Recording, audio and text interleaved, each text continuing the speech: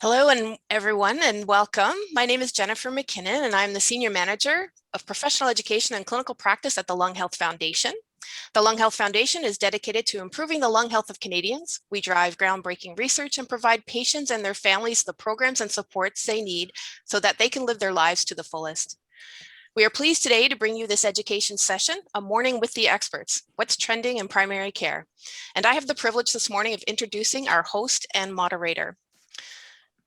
Dr. Tony Druzo is an associate professor in the Department of Family and Community Medicine at the University of Toronto and has spent many years teaching in the department. He has had the opportunity to publish numerous articles in the area of asthma and COPD management. He has been the director of the Primary Care Lung Clinic since 1993 and is currently the chair and co-founder of the Primary Care Respiratory Alliance of Canada. His professional goal is to promote lung health in primary care. So thank you, Dr. Druzo, for being here today to host and to moderate this session, and I will hand the floor over to you. Thank you very much, Jennifer, and welcome everyone to our morning with lung experts. A few slides just to get past in terms of disclosures. I've been involved in many activities, both research and education related with many of our industry sponsors, and they are listed here. And in the next slide, it highlights that this program has received financial support from AstraZeneca. So we'd like to thank them very, very much for making this unrestricted educational grant available so that we could share this event with you. Next slide. In terms of mitigating bias, this program was developed in part by acquiring needs assessment data from primary care providers, which was used by members of the Scientific Planning Committee. All speakers, moderators, and authors were involved in completing the CFPC Main Pro Conflict of Interest materials. All presenters have disclosed relationships with industry and agreed to present with respects to their known disclosures. Industry was not involved in the development of this program and were not members of the planning committee. And finally, this program wouldn't be possible if we didn't have the really amazing support under these circumstances from the Lung Health Foundation, who were asked to put this program together under fairly short notice, but made it happen very, very seamlessly. So thank you, Gloria, Jennifer, Lana, and your team. Next slide. This is just to remind you about the certification of this program with respects to Main Pro credits. To get your credits, you will have to complete a session evaluation that you will receive by email. You'll also be asked to complete a very brief evaluation component at the end of this presentation, which will be separate from the request you received after the presentation by email. Here you see the session ID number for your reference. The learning objectives will include the following: a review relating to the evolution of targeted immunotherapies in lung cancer and current evidence of low-dose CT screening in high-risk patients, to identify current ICU treatment strategies and COVID-19 experience, including transmission and changes with the new variants that are out there. And finally, recognize the role of diagnosis, severity assessment, and current paradoxes in asthma management. Next slide. This is the agenda as it will roll out. Each speaker will have an hour. Dr. Kirsten Perdize will be talking about the evolving treatment landscape in non-small cell lung cancer, from nihilism to optimism. We will kindly ask our speakers to allow about 10 minutes for questions at the end of their presentations. Dr. Sanders will talk about COVID-19 in the ICU. And finally, Dr. Balter will be talking about To Err is Human, To Wheeze is Divine, Reflections on Asthma. That will be followed by a 20-minute panel Q&A session, and then we will close the meetings. A couple of housekeeping items for us. You will have your microphones muted during the session. Any questions for the presenters will be typed, if you don't mind, within the Q&A box in your Zoom control panel. And as you're probably already aware, the session is being recorded and the link will be provided to all of you after the session. So what I'd like to do now is first thank all of our speakers for making themselves available to us. Our first speaker is Dr. Perdize, who is a medical oncologist at the William Osler Health System. She completed her BSc in biochemistry at the University of Saskatchewan in 2008 and subsequently trained at the University of Ottawa for her medical school and internal medicine residency. She completed her medical oncology training at the University of Toronto and pursued a fellowship in thoracic oncology. During her fellowship, she completed a Master of Science in Clinical Epidemiology through the Institute of Health Policy, Management and Evaluation at the University of Toronto. Her research interests surround the molecular drivers of lung cancer and improving access to cancer diagnostics and therapeutics for Canadian thoracic oncology patients. Our second speaker, Dr. Kevin Saunders, is a respirologist and critical care physician at North York General Hospital in Toronto. He is originally from Montreal and completed his medical, internal medicine, respirology, and critical care training at the University of Toronto. He began his career at Sunnybrook Hospital while training in clinical epidemiology at the University of Toronto before moving to North York General Hospital. He has keen interests in COPD, asthma, and pulmonary infections. He has served in the past as the director of the intensive care unit at North York General Hospital and the lead for the critical care response team at North York General Hospital. He is currently a respirologist and intensivist at North York General Hospital and is the head of the Division of Respirology at North York. And last but not least, Dr. Meyer-Balter is the director of the Asthma and COPD Education Clinic at Mount Sinai Hospital in Toronto, Canada, and a professor of medicine at the University of Toronto. Dr. Balter is currently a staff member in the Division of Respiratory Medicine at Mount Sinai Hospital and University Health Network. His major clinical interests, aside from asthma and COPD, is sarcoidosis. He serves on the executive of the America's Association of Sarcoidosis and Other Granulomatous Diseases. His contributions to the medical literature include numerous refereed journal articles and a number of book chapters. He is also a member of the Canadian Thoracic Society committee responsible for writing the CTS COPD guidelines. And at the present time, I suspect he is just lavishing the fact that the Montreal Canadiens eliminated Toronto Maple Leafs in the first round of the Stanley Cup playoffs. So having said all that, Dr. Perdize, please, we invite you to the podium and we look forward to your presentation. Thank you so much for that kind introduction. I'm really excited to talk to you all today about lung cancer, a topic near and dear to my heart. And my talk is entitled The Evolving Treatment Landscape in Non-Small Cell Lung Cancer specifically, from Nihilism to Optimism. I'm a medical oncologist at the William Osler Health System, which is in Brampton.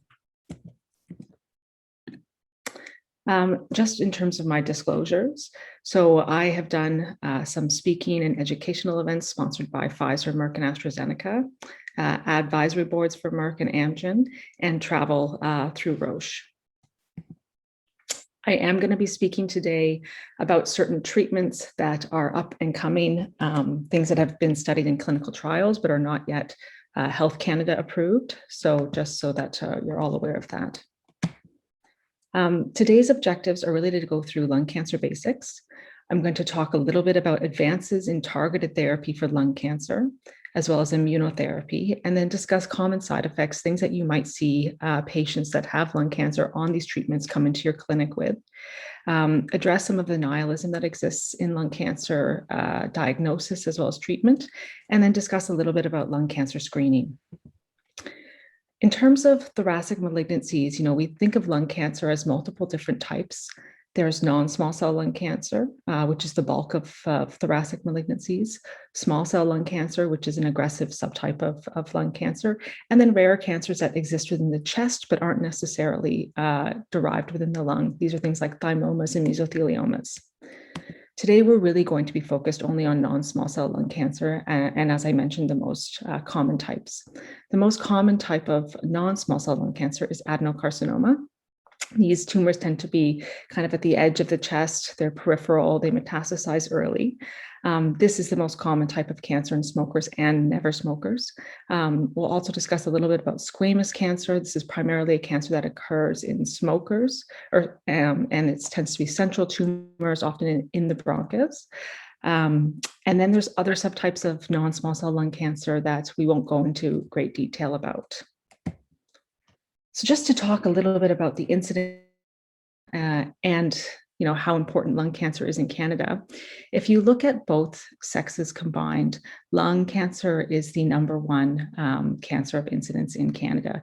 If you look at just women, it's breast. If you look at just men, it's prostate. But when you look at both together, it's lung cancer. And what I really want to draw your attention to is the 5-year survival.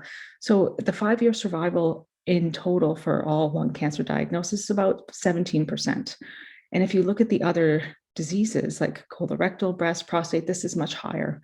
Okay, so lung cancer is a very deadly cancer, and it's also quite common. When we try to explain why lung cancer is so deadly compared to all of those other cancers, it's really important to look at the stage at where it presents. And to the left of the screen, you can see kind of all lung cancers lumped together. And you can see that about 50% of the time it presents with advanced stage. And patients with stage 4 lung cancer do not have a curable lung cancer. And treatment is really aimed at improving quality of life and longevity. And this really accounts a lot for the overall survival when you lump all the stages together, is that so many patients present at a very late stage. Lung cancer has many risk factors that you're all very well aware of. Smoking obviously is the #1, but there are other things like radon gas from basements, pollution worldwide, and even now coming to light, family history of certain lung cancers that have specific genetic changes. That can also be a risk factor for developing lung cancer. Lung cancer has stigma associated with it, and I see this all the time with my patients, and it can be quite heartbreaking. People come to you with a diagnosis of lung cancer and they said, well, doctor, I smoked, like I deserve this. And that's certainly not the case. And certainly patients do feel a lot of self-blame and guilt around this diagnosis. And there's also, because of those 5-year survival numbers, a lot of nihilism about treatment options and survival, even to the point where oftentimes patients won't be referred for therapy. And about 30% of lung cancer patients don't get any form of systemic treatment, and many of them because they're not well enough. But there is an element to that of people not thinking that it's worthwhile doing because it's such a poor prognosis. In terms of signs of lung cancer, this can be very variable, and it depends very much on where the tumor is located. We often see persistent cough or non-resolving pneumonias despite antibiotics. There can be hoarseness or hemoptysis. If lung cancer is suspected and that is put on the CT scan requisition at various sites within the province, we have a pretty quick access to CT scan. And at our center, if you are to refer a CT with a history suggesting lung cancer, it's about a 5-day wait. So we can get these scans pretty quickly and work these patients up, especially if you're suspecting lung cancer. Most major centers within the province have a lung diagnostic assessment program. This is just an example of what our referral form looks like, but there are many throughout the province, and it usually consists of a respirologist, thoracic surgeon, occasionally medical oncologist. These are people that can help expedite the diagnosis of lung cancer because it can be quite complex in terms of the ability to biopsy the tumor and actually get a diagnosis quickly.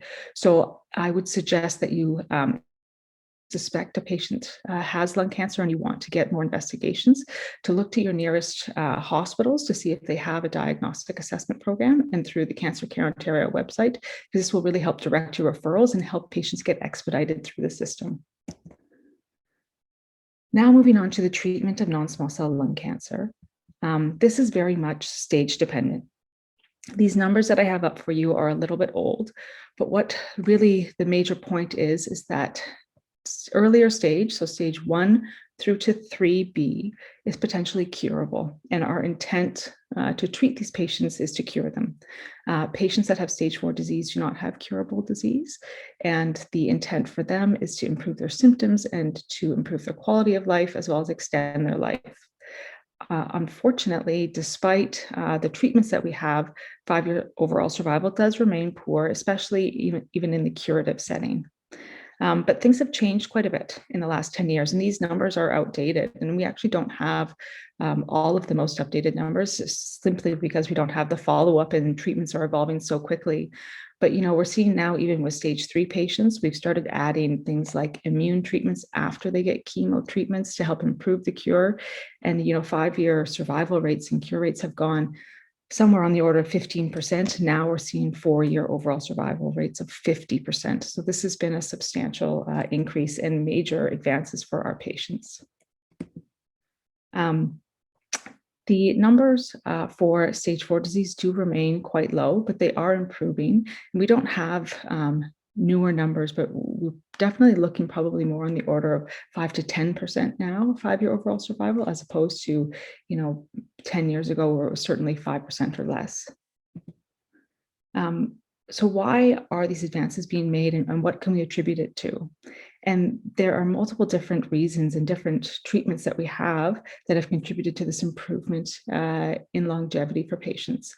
This is really a lot to do with precision medicine, as well as targeted therapies, immune treatments, which we'll talk about in more detail, that are something called checkpoint inhibitors, which is not chemotherapy, but a separate treatment for lung cancer, as well as lung cancer screening, which we have now in Ontario.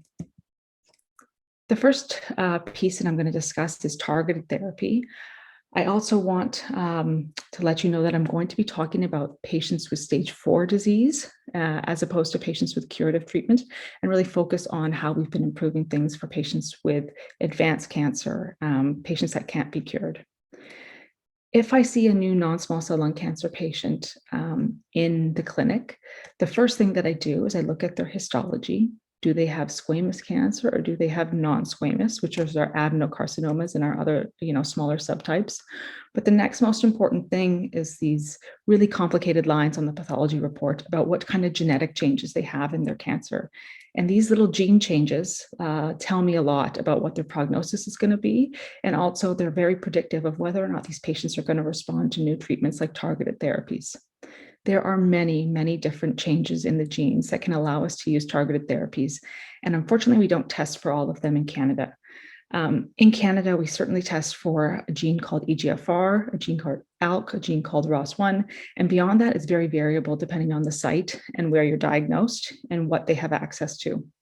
PD-L1 is not a gene change, it's a protein expression, and it's important for immunotherapy. It's something that I'll talk about a little bit later in the talk. So when someone has a new diagnosis of lung cancer, like I said, the first thing I do is look at the pathology report and see, do they have any of these gene changes? And this figure here on the left shows multiple different gene changes that can happen in lung cancer. So we do a genetic profiling study of their tumor, and we see if any of these changes pop up. And we see in about 60% of patients, they have a gene change that is kind of telling us what is the gas pedal on their cancer, what's turning it on and what's making it grow and be a cancer. And this allows us to target that specific gas pedal to slow it down and to help treat their cancer more effectively because we're using a targeted treatment. As I mentioned, in Canada, we don't do testing for every single little gene change because it's not funded, and each province kind of decides what they are or are not going to fund. And then each hospital also contributes to that. Certainly doing testing for these genes in the red box, as well as PD-L1, which is the protein test, is standard. And it certainly is required for us to determine what the best treatments are for patients, because I really can't tell you what their prognosis or what their treatment is going to be unless I see the results of these tests. We have other genes, though, that can affect treatment as well. They aren't routinely tested, are recommended that we do this testing. just to hit that point home, these are standard tests. And we know when somebody asks me, doc, how long do I have to live, or what's the chance that I'm going to respond to treatment? I could be saying anything from on the order of 12 months to on the order of 5 years based off the results of these tests, and I don't know without them. And so it's really important that patients have access to the specialized testing. And we're even starting to do it now after they've had one treatment and their cancer has changed and started to grow again, to see what their new molecular profile is in order to see if we can target something new and broaden their treatment options. So I'm going to talk about targets that we know about, that we've known about for a very long time, things like EGFR, ALK, and ROS1, as well as new developments in their treatment, and then side effects of those treatments.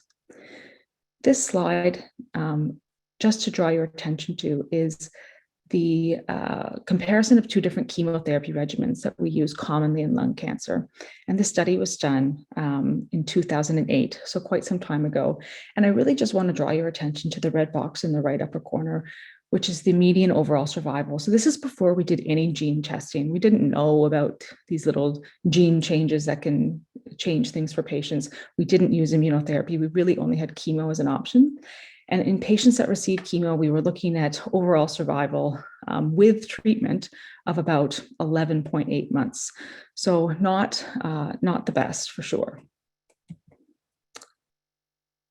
The first gene change I'm going to talk about is EGFR. This is quite common, actually. We see it in about 20% of lung cancers. We see it even higher in patients that never smoked. Often these patients have Asian descent and they're females. And certainly we do see this gene change in smokers as well, but it's more common in never smokers.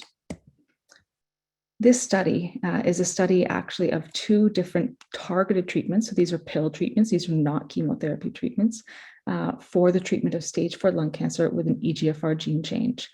And again, I'm going to draw your attention to the red box about the median overall survival. So as I discussed before, with chemotherapy, we were seeing numbers on the order of 11 to 12 months, about a year. In these patients, the median overall survival with these new targeted treatments is on the order of 36 months. That's huge compared to what we used to see. And we've been, able to triple their overall survival with these pill treatments. And not only that, patients are on a pill treatment as opposed to chemotherapy, which really improves their quality of life and frees them up from coming to the cancer center. What you will see side effect wise, and patients may come into your clinic on these pills, are things like rash. They get this acneiform rash, as well as nail changes. And we typically treat all of this with steroids, topical steroid creams, and occasionally they need oral antibiotics like doxycycline. They can get some diarrhea and mucositis, but with supportive medications, we rarely have to dose reduce or stop the medicine. There are substantial advantages with these treatments, especially because they're not immunosuppressive. Not like chemotherapy, and often I can treat people that I would never be able to treat with chemotherapy. So I frequently will have, an 85-year-old patient that would not tolerate chemo, but I can put them on this pill treatment and not only improve their symptoms, but improve their longevity as well. This is an example of a patient with stage 4 lung cancer with an EGFR mutation. And you can see her diagnosis was initially in March of 2014. She had a pill therapy that lasted for 2 years, and we were able to change her pill treatment. And treatment is still ongoing for this patient at our center. And she's been alive for more than 6 years with stage 4 lung cancer. ALK is another gene change that we see in about 3 to 5% of patients. It does affect much younger patients, usually on the order somewhere of age 40 to 50. We see this in patients, again, light and never smokers. These patients do very, very well with targeted therapy as well. This is a study of 2 different pill treatments for ALK lung cancer. And again, not to get too bogged down in the data, but just to look at the overall survival and the rates of how long people are living. In this patient population, at 4 years, there were still 64% of patients that were living on the targeted therapy. Patients with an ALK fusion can have a median overall survival of around 5 years, which is incredible. These treatments also have side effects associated with them that are a little bit different than the EGFR treatments. They have the same advantages in that it's a pill. It doesn't suppress the immune system, and we can use it for our elderly patients. They do get some GI upset, bradycardia, and peripheral edema that can be a bit hard to treat. But otherwise, it's a very well tolerated therapy. And when I have patients that are stable on these medications, I usually see them every 4 months just to check in and to do routine blood work to make sure that they're not having, a side effect like elevated LFTs, which I can sometimes see. Here's another case study of a young Asian female, lifetime never smoker that came in with a cough, and she was found to have bilateral pulmonary nodules, which is a stage 4 diagnosis. She was found to be ALK positive and started on a targeted treatment. She was on this for some time and then developed new brain lesions, had to change to a different targeted treatment, and then eventually had her disease start growing in the liver. And at that time, we had no newer targeted therapies to give her, so she was put on chemotherapy. She was able to stay on chemo for over a year and kept developing small brain lesions, which we typically see because chemo doesn't do a good job of getting into the brain and preventing brain spots. And so these were treated with radiation until eventually she developed multiple ones. But we had a new targeted treatment at that time that she was started on. And the entire course of this illness has been, over 7 years that she's been on and off of treatment, living with stage 4 lung cancer. And now with our new targeted therapy has no evidence of disease on scans and doing very well. Another advantage to these pill treatments is that they tend to penetrate the brain. Typically with our chemo treatments, it doesn't do a very good job at dealing with brain metastases, which is why patients typically need radiation treatments as well. But these new pill treatments, as you can see, patients can be started on the pill and their brain tumors can essentially just dissolve. ROS1 is another gene change. Same thing, we see these in younger patients, never smokers. And this is just an example of a patient who has started on a targeted therapy with very terrible disease in the lungs, and 1 year later essentially has almost no evidence of disease on their scans. There are a lot of new medicines for this, and some of these are approved and some of them are not. So this is some earlier studies of response rates to newer targeted treatments for patients with a ROS1 gene change. And these graphs are called waterfall plots. And essentially each bar represents one patient and the change in their tumor size. So if you see the bar going up, that means that the best response to their treatment was that the tumor grew. And if you see the bar is going low, that tells you that the best response to their treatment was the tumor shrinking. And depending on how low the bar goes, it tells you how much the tumor shrank. And as you can see, these bar graphs are pretty much primarily all tumor shrinkage. So we get excellent response rates with these targeted therapies, whereas previously with chemotherapy, the bar graphs would probably look about 50% of the patients would be going down and the other 50% may be going up. There are newer targets that I have alluded to multiple times that we don't necessarily test for in Canada, but they also do affect change and treatments for patients as well. I did a study at Princess Margaret Hospital looking at whether or not testing for these gene changes, in addition to what we normally would do, changed management for patients. And what we did is with my supervisor, Dr. Natasha Leal, we sequenced 134 patients with non-small cell lung cancer, and then looked to see if we were able to find anything new and whether it actually made a difference and if it changed treatment for patients. And in about 16% of patients that we didn't know had any sort of gene change, we were able to find a gene change and start them on a new treatment. So it was very impactful testing for even changes that are rarer. At our hospital, we do this routine testing at Osler.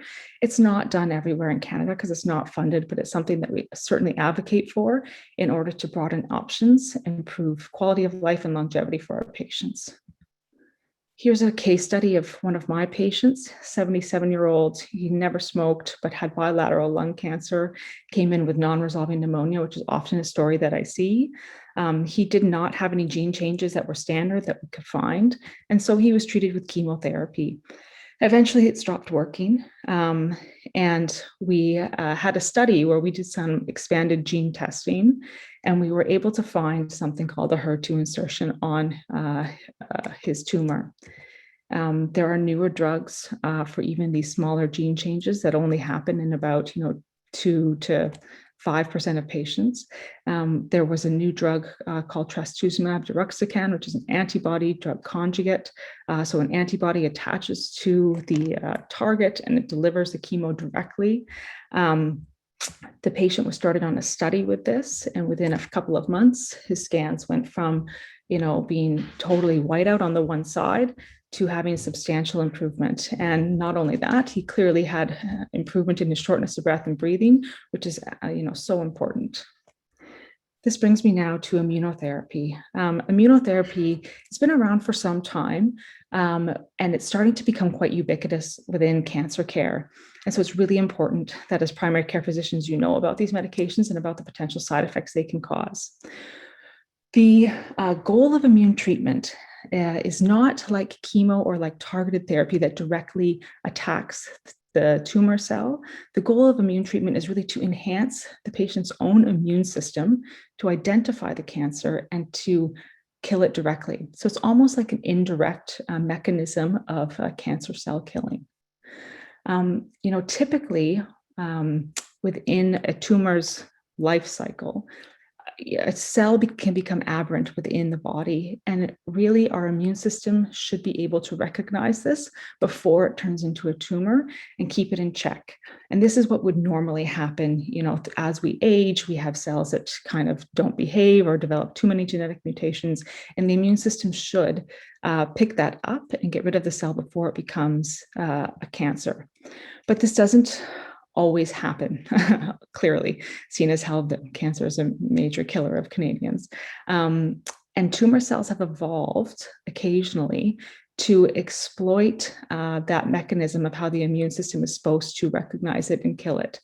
And there's certain ways in which the tumor cell can tell the immune system, hey, I'm self, I'm you, don't attack me. And one of the ways it does this is through checkpoints. So there are molecules on a T cell, which is monitoring, our body at all times, and molecules on cancer cells and normal cells that interact, that tell the T cell, this is self, don't go after me. And cancer cells have exploited that, so they can overexpress that protein that tells the T cell that it's self. And these newer targeted treatments, what they do is they block that interaction. And so all of a sudden, you block the interaction between the T cell and the tumor cell. And the T cell is able to see that it's actually a tumor cell and not self. The way that we do that is with antibodies. So these immunotherapies are actually antibodies, and they block the interaction between the T cell and the tumor. And then the T cell is able to be unleashed and to kill the tumor itself. There are two major pathways. There's the CTLA4 pathway that we block, as well as the PD-1, PD-L1 pathway. The reason that the immune treatments are so exciting is because they unleash your own immune system. It's almost like you can get memory to the ability to fight the tumor. And we're starting to see, as we use them, that there's this what we call tail of the curve. So typically in patients that receive chemo, survival looks like this. Eventually survival goes to zero or very near zero for patients with advanced, an incurable cancer that get chemo. With targeted therapies, we see this curve shift a bit, but it doesn't necessarily cure people or get rid of it for good.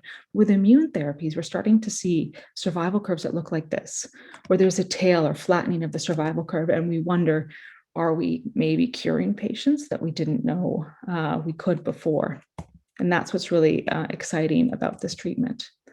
This slide is very busy and very important for somebody like me doing my Royal College, not as much something that I expect anyone to know, but this is kind of the approach to treatment for patients that don't have one of those gene changes. And all this is to highlight is that immunotherapy is the backbone. So in almost every single line, in every single area that we treat patients that don't have those little gene changes, we use immunotherapy. And so it's very, very common in lung cancer therapy. So there are, like we said, that tail of the curve, these long-term survivors with immunotherapy. And this is just an illustration from my practice. So this gentleman is a 54-year-old, he's a smoker. He had advanced non-small cell lung cancer that was diagnosed in November of 2015. He did not have any of those little gene changes, and he was started on a study. This was before immunotherapy was used all the time, and he received chemo and immunotherapy combined. So this would have been in 2015. As you can see, I was at the beginning of my training, bright-eyed and bushy-tailed third-year internal medicine resident. I started practice at William Osler, and in March of 2020, I took over his care. And he's still doing well, greater than 6 years on the immunotherapy, and he doesn't have any evidence of disease on scans. And the question is, do I need to be continuing this? Probably not. I could probably stop and just watch him, but that's very exciting. We didn't used to see this before with patients treated with therapy and then on for many, many years, doing well without evidence of disease on scans. Here's another example of a patient, 71, had metastatic lung cancer to the brain, bone, lung, and was treated with immune treatments. He initially actually had resection of his brain lesions and then radiation and started on the immune treatments. And he came off after a year because of side effects, which I'll go into a little bit more. And some of the side effects can be severe with these immunotherapies, and often we can't put patients back on treatment after they've had a side effect. But when a side effect happens, we actually see pretty good outcomes. And maybe it's because the immune system is so revved up that the side effect occurred. But this patient has been off of any treatment for 2 years after the side effect and still doing well with no evidence of cancer growing. So this brings me to the immune-related side effects. And as you can probably guess, if we block the interaction between T cells and normal cells or tumor cells with the mechanism by which they recognize self, you could imagine that autoimmune phenomenon or T cells getting too overactive can occur, and which is definitely what we see. So side effects of these medications are autoimmune diseases. They're very well tolerated in general. So in lung cancer, we often use the PD-1, PD-L1s, and there's about a 15% grade 3 to 4 toxicity. So something where somebody would land in hospital because of that. Most commonly we see, fatigue, some diarrhea, a bit of rash, but occasionally we will see severe side effects, and it can affect any organ of the body and has turned oncologists back into general internists because we end up seeing, all of these different potential side effects, and you never know. Somebody's creatinine goes up. Well, is this because they're dry or they have some other, reason for having, an acute kidney injury, or are they having an immune-related adverse event where the immune system is attacking their kidneys? And essentially anything that you can think of can happen with the immunotherapies. Most commonly, though, we see pneumonitis, colitis, endocrinopathies, so problems with the thyroid, as well as some hepatitis, occasionally rash, and pruritus.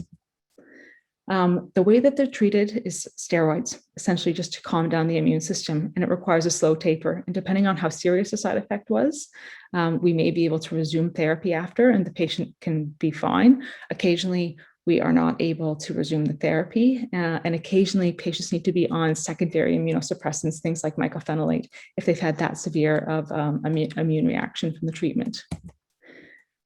So here's a case of a side effect. So this is a patient that was on immunotherapy, came in, diagnosed as pneumonia, feeling very unwell. This is the CT scan in February of 2017, and this is March of 2017. And all of that patchy kind of ground glass change and consolidation, unfortunately, it was a reaction to the treatment. If somebody is very sick from an immune-related side effect, we give them, pulse solumedrol, as well as other medications like infliximab, occasionally tocilizumab, to help calm down the pneumonitis. And this can work very quickly and very well to calm down the immune system. This can present in any way. So you can even see what looks like a lobar consolidation, and that can actually be pneumonitis as well. So if you have a patient that comes in with a dry cough or shortness of breath and they're on an immunotherapy, letting their oncologist know immediately is really important. We do see rash. Occasionally it's just a mild rash like this, or patients can get a pruritus. Very rarely, though, you can see severe sloughing, almost like a Stephen Johnson syndrome. or 10s, and it can be very severe. Endocrine adverse events are a little bit different than the ones that happen, to the skin or to the liver or other organs.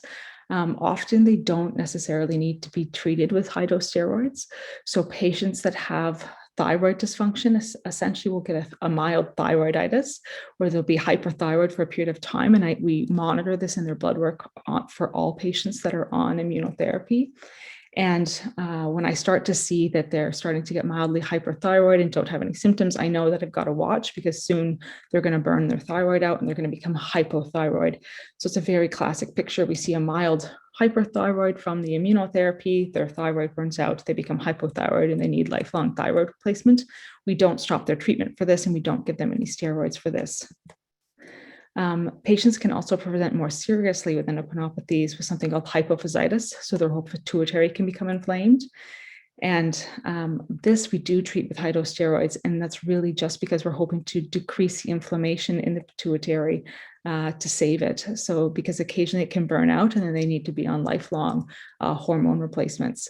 Usually these patients present with headache. So they have headaches, and we do an MRI with pituitary views, and we're able to see that they're having inflammation in the pituitary. Often you'll get patients that come in with fatigue on immunotherapy, and the differential for this is very broad. Is it their cancer? Are they having an endocrine problem? Could they be having muscle inflammation? You can get neurologic autoimmune things like myasthenia, things like myocarditis as well as hepatitis. So this differential is huge. And I really would suggest, if you have these patients in your clinic, to just liaise with their oncologist so they know that this is going on, because it's definitely a complicated area for sure. These drugs are in widespread use. It is not experimental. And as I had mentioned with that very busy, difficult to read slide, it's a pillar of lung cancer treatment. And you're going to see these medications if you work in Emerge, but also if you work just in your clinic. So certainly being in tune and being able to refer back to the patient's oncologist if it's something that you see and you're not comfortable with is really important. So, treatments in lung cancer have continued to gain leaps and bounds. Doing that molecular testing is really important because it can, improve our treatment options, improve quality of life, give people pill treatments instead of chemo treatments. I really want to kind of discourage the nihilism in lung cancer. If you have a lung cancer patient, even if they're, frail and elderly, sometimes I find a gene change and we can give them a pill treatment. So referring them to a medical oncologist is also really important. So just a brief discussion about lung cancer screening, which is something that we have new in the province. As we had mentioned, commonly lung cancer presents at, a late stage. And that 5-year overall survival is typically quite poor. So maybe intervening ahead of time to catch cancer when it's earlier can improve things for patients. There are many studies that have been done in the past of chest X-ray and sputum cytology from as far back as 1960 until the 2000s. And really, chest X-ray screening has not been shown to have any improvement in mortality. And we don't recommend doing any chest X-ray screening for lung cancer specifically. There are multiple low-dose CT screening trials as well as meta-analysis, and we'll go through a few today. The most important and the most landmark are the NLST study as well as the Nelson trial. So the NLST was kind of the first practice-changing study of lung cancer screening with low-dose CT, and this was published about 10 years ago in the New England Journal of Medicine. It was a randomized trial of many patients, about 50,000. Men and women. They had to be between 55 and 74, and they had to have at least a 30-pack year history of smoking, be current smokers, or have quit within the last 15 years. And they were randomized either to chest X-ray or low-dose CT scan for 3 years in a row. And the primary endpoint was lung cancer-specific mortality. If patients had symptoms of lung cancer, they were excluded. And during the study, it was actually stopped early by the Data and Safety Monitoring Committee.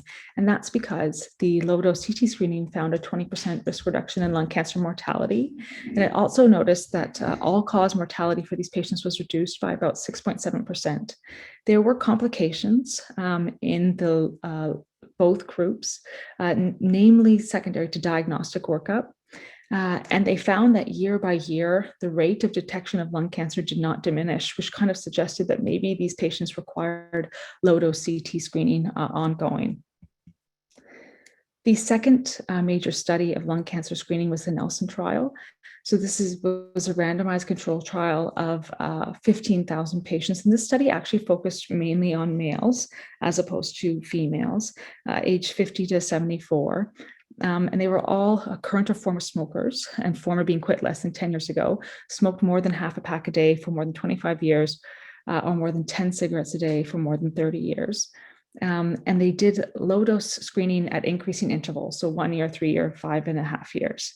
And the endpoint of interest was lung cancer mortality. And the same thing, patients were excluded if they had symptoms of lung cancer, but also if they had moderate to severe health problems or severe shortness of breath at baseline. And what this study found was that lung cancer mortality for men was reduced in the screening group compared to the control group, but they did not find a difference in all-cause mortality. However, the study was not powered for this endpoint.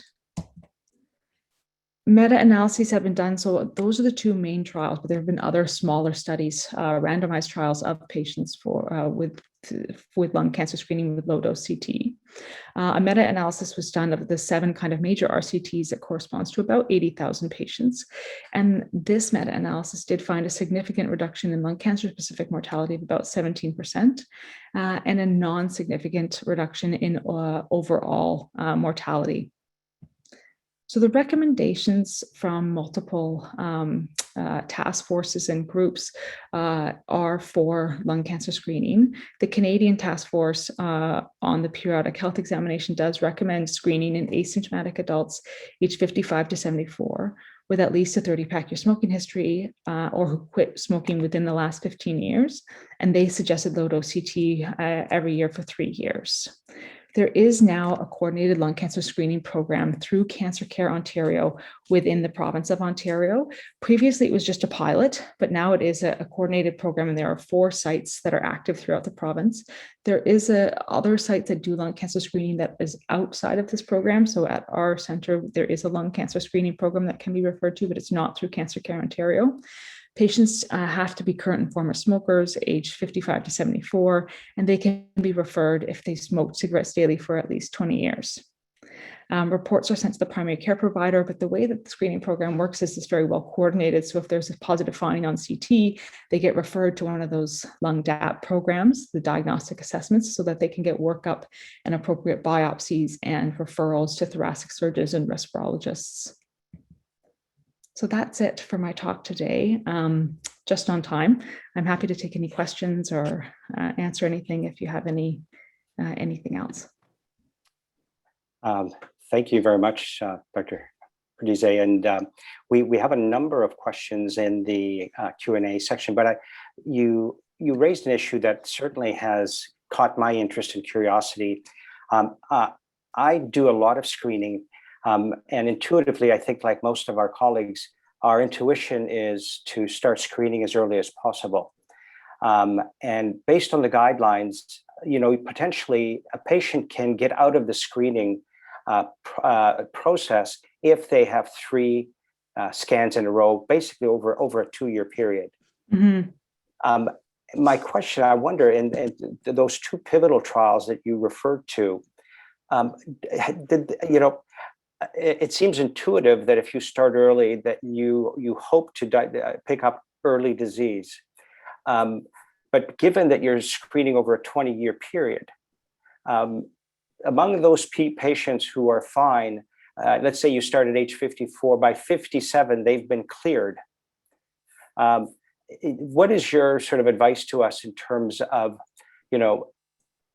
are they really cleared, and how does their risk evolve even if they pass those first 3 years of screening or 2 years of screening? Certainly, I wouldn't say that they're cleared, and there's not a full consensus about this. I mean, at our center, the lung cancer screening program continues, like they don't stop at 3 years, because there is evidence that ongoing, low-dose CT can pick up these scans. I think, though, you run into the risk-benefit ratio of overdiagnosis and like complications from the diagnostic process, which can be not small sometimes with lung cancer because of the fact that you need to biopsy the lung so you can get pneumos and that kind of thing. I certainly would not say that patients that have had screening for 3 years are out of the woods like that, where you would put that down lower on your differential. Absolutely not. That wouldn't be the case. But currently, I think that's the way that it's set up in the province. Now, to be honest, I'm not 100% sure after the pilot has finished what their long-term plan is. And then also if the patients have had any sort of finding, like any sort of nodule or something, they may be followed for longer. So that'd be something that I'd have to look into. But certainly, I would still keep it on your radar, even if they've passed the 3-year mark, because lung cancer can happen at any time. And although we don't know 100% the biology from the malignant cell initiating to when it becomes metastasis, that can happen, especially with small cells, in like a year period. So you could easily miss something like that with a 3-year, screening. Okay, thank you very much. There's a couple of questions in the Q&A, and one is a comment. Thank you for a great talk. Would you be able to comment on the impact of the pandemic on lung cancer diagnosis and ways to potentially mitigate its impact? Yeah, that's very interesting. And I'm doing a study on that right now, looking at the data that we're going to have from Cancer Care Ontario about diagnosis, like lung cancer diagnosis in the year of the pandemic versus years prior. I think we're going to, just anecdotally, our referrals have dropped, and also the numbers that they're seeing, like the pathology reports coming, I think, into Cancer Care Ontario have dropped as well. Okay. So in terms of mitigating that, I mean, I think as family doctors, being an advocate for your patients is really important. Like if you see something that's abnormal or a patient that you're concerned about, like picking up the phone and paging, that thoracic surgeon or the lung DAC program or anyone to get your patient in, because there have been a lot of delays and issues with OR time, and getting those biopsies for EBUS, for example, would be important. Yeah, thank you very much. Another question is, in your opinion, what role do places such as Foundation Medicine or Stanford Medicine, where patients are willing to pay out of pocket for broader gene sequencing, play in the workup for a patient with stage 4 lung cancer? So that is a lot of what I discussed is those broader gene sequencing. I think it plays a very large role. And the province is starting to recognize that and start to fund these broader panels, but they don't, it's not equitable across the province right now. So if you're diagnosed in certain places, you're going to have access to this. And if you're diagnosed in other places, you're not going to have access to this. And you'll have to pay out of pocket. If I have a patient that can pay out of pocket, I do suggest doing it because it can change my management. I don't suggest tests that don't change my management, that just, but this can. The tests is usually around 5,000 USD. Oftentimes, though, if a patient can't pay, you can refer them for studies, and to refer to them even to Princess Margaret or even to Osler, where we're able to do this testing and the patient doesn't have to pay out of pocket. In terms of biopsy location, and that brings to a second piece, like we can do this on plasma too. So patients can have a blood test, like it doesn't have to be a biopsy. The blood test is not as sensitive as a biopsy would be, and you can have false negatives. So this is looking for circulating tumor DNA. So the cancer sheds DNA and we can find it in the blood and we can sequence that. So patients can pay for that if they don't have a biopsy, but ideally, if they're paying for it, they would use the tissue specimen. And a biopsy could be done anywhere. It doesn't matter where, preferably not bone, but lung or lymph node or liver or anything. Thank you very much. This is another one. Given that immunotherapy can be given to patients with negative gene markers, is there a role in starting immunotherapy after an adequate biopsy has been done, but before the results of the gene marker tests are returned, especially if the patient is declining? So yes and no. So here's the caveat to that. Patients that have a gene change don't respond to immunotherapy in general. So it's the wrong treatment for those patients. And often they don't give it ever in their treatment course if they have an EGFR mutation. And the problem with just starting it if they're declining is that if you give a targeted treatment after they've had immunotherapy, their risk of getting side effects like pneumonitis is substantially increased. And so what we typically do in those patients, if we're waiting for the gene change, is we just give them chemo. It's not the best, but it is a blanket treatment and it tends not to have those carryover side effects. So I often do not start immunotherapy just without having that pathology report. If anything, if my patient was declining, I would start with chemo and then add maybe an immunotherapy once I had those results, or change them to a targeted therapy if they had a gene change. Okay. Another question is, what is the incidence of lung cancer in Asian females, non-smokers who often present with late-stage disease? Do you recommend screening for them, and with which modality? So that's a very interesting question. There was actually a study that was presented recently about that. And it was an Asian study, though, done in Asia, where they were screening never smokers that had a family history, because some of these funny gene changes can run in families. It's not something in Canada that we have currently recommend for screening. And I would have a hard time saying, I wouldn't just screen every single, Asian female never smoker. That doesn't make sense. It has to be patients that have this like kind of family history picture. But that's a very interesting question, and not one that we've really explored as much in Canada yet. But things have started to change, or at least over there, because they have a higher incidence of these cancers. Okay. This question is, you've already addressed the issue of foundations, but there's another piece to this. If a patient is positive for several mutations, is it beneficial to start multiple treatments? What would you say to that? So you're going to get these reports that have like multiple gene changes. Okay, oftentimes there are drivers in that report, which means this is the gene that's causing the problem, and then ones that are more passengers, or ones that we don't really know fully about. And so you really need like a specialist to look at the report and tell you what the important gene is. Because like you said, if you had, for instance, like you said, a ROS positive patient, and they also had a TP53 mutation, well, we know that TP53 mutation means nothing, you treat the ROS. But that's not something that everybody knows. And to be honest, some lung cancer, or some oncologists might not know that if they're not necessarily thoracic oncologists. And we are moving more towards things like molecular tumor boards, where we just look at the molecular profile of their tumor and discuss what the best treatment might be for them. So if a patient has multiple mutations, they really need a specialist to look over the report, because you couldn't just go through it Google by Google and see like what's the best one. Okay. Would you be able to comment on the connection between immunotherapy and the development of autoimmune disease? Yeah, so certainly immunotherapy, like I said, because it affects those checkpoints, patients can develop autoimmune diseases when they're on this treatment. Sometimes it's a side effect that occurs and is treated with steroids and does not recur for them. And sometimes it can be lifelong and they need to be on long-term immunosuppressants. Patients that have an autoimmune disease at baseline are at much, much higher risk than others. And occasionally, depending on their autoimmune disease at baseline, they would not be a candidate for immunotherapy. So people that have really bad lupus or multiple sclerosis or something, we wouldn't give them immunotherapy. So certainly the immunotherapy can precipitate de novo autoimmune disease. Often, though, it's something that we can control and treat and doesn't become a long-term issue for the patient. Occasionally it does, but often it doesn't. This is a question for me.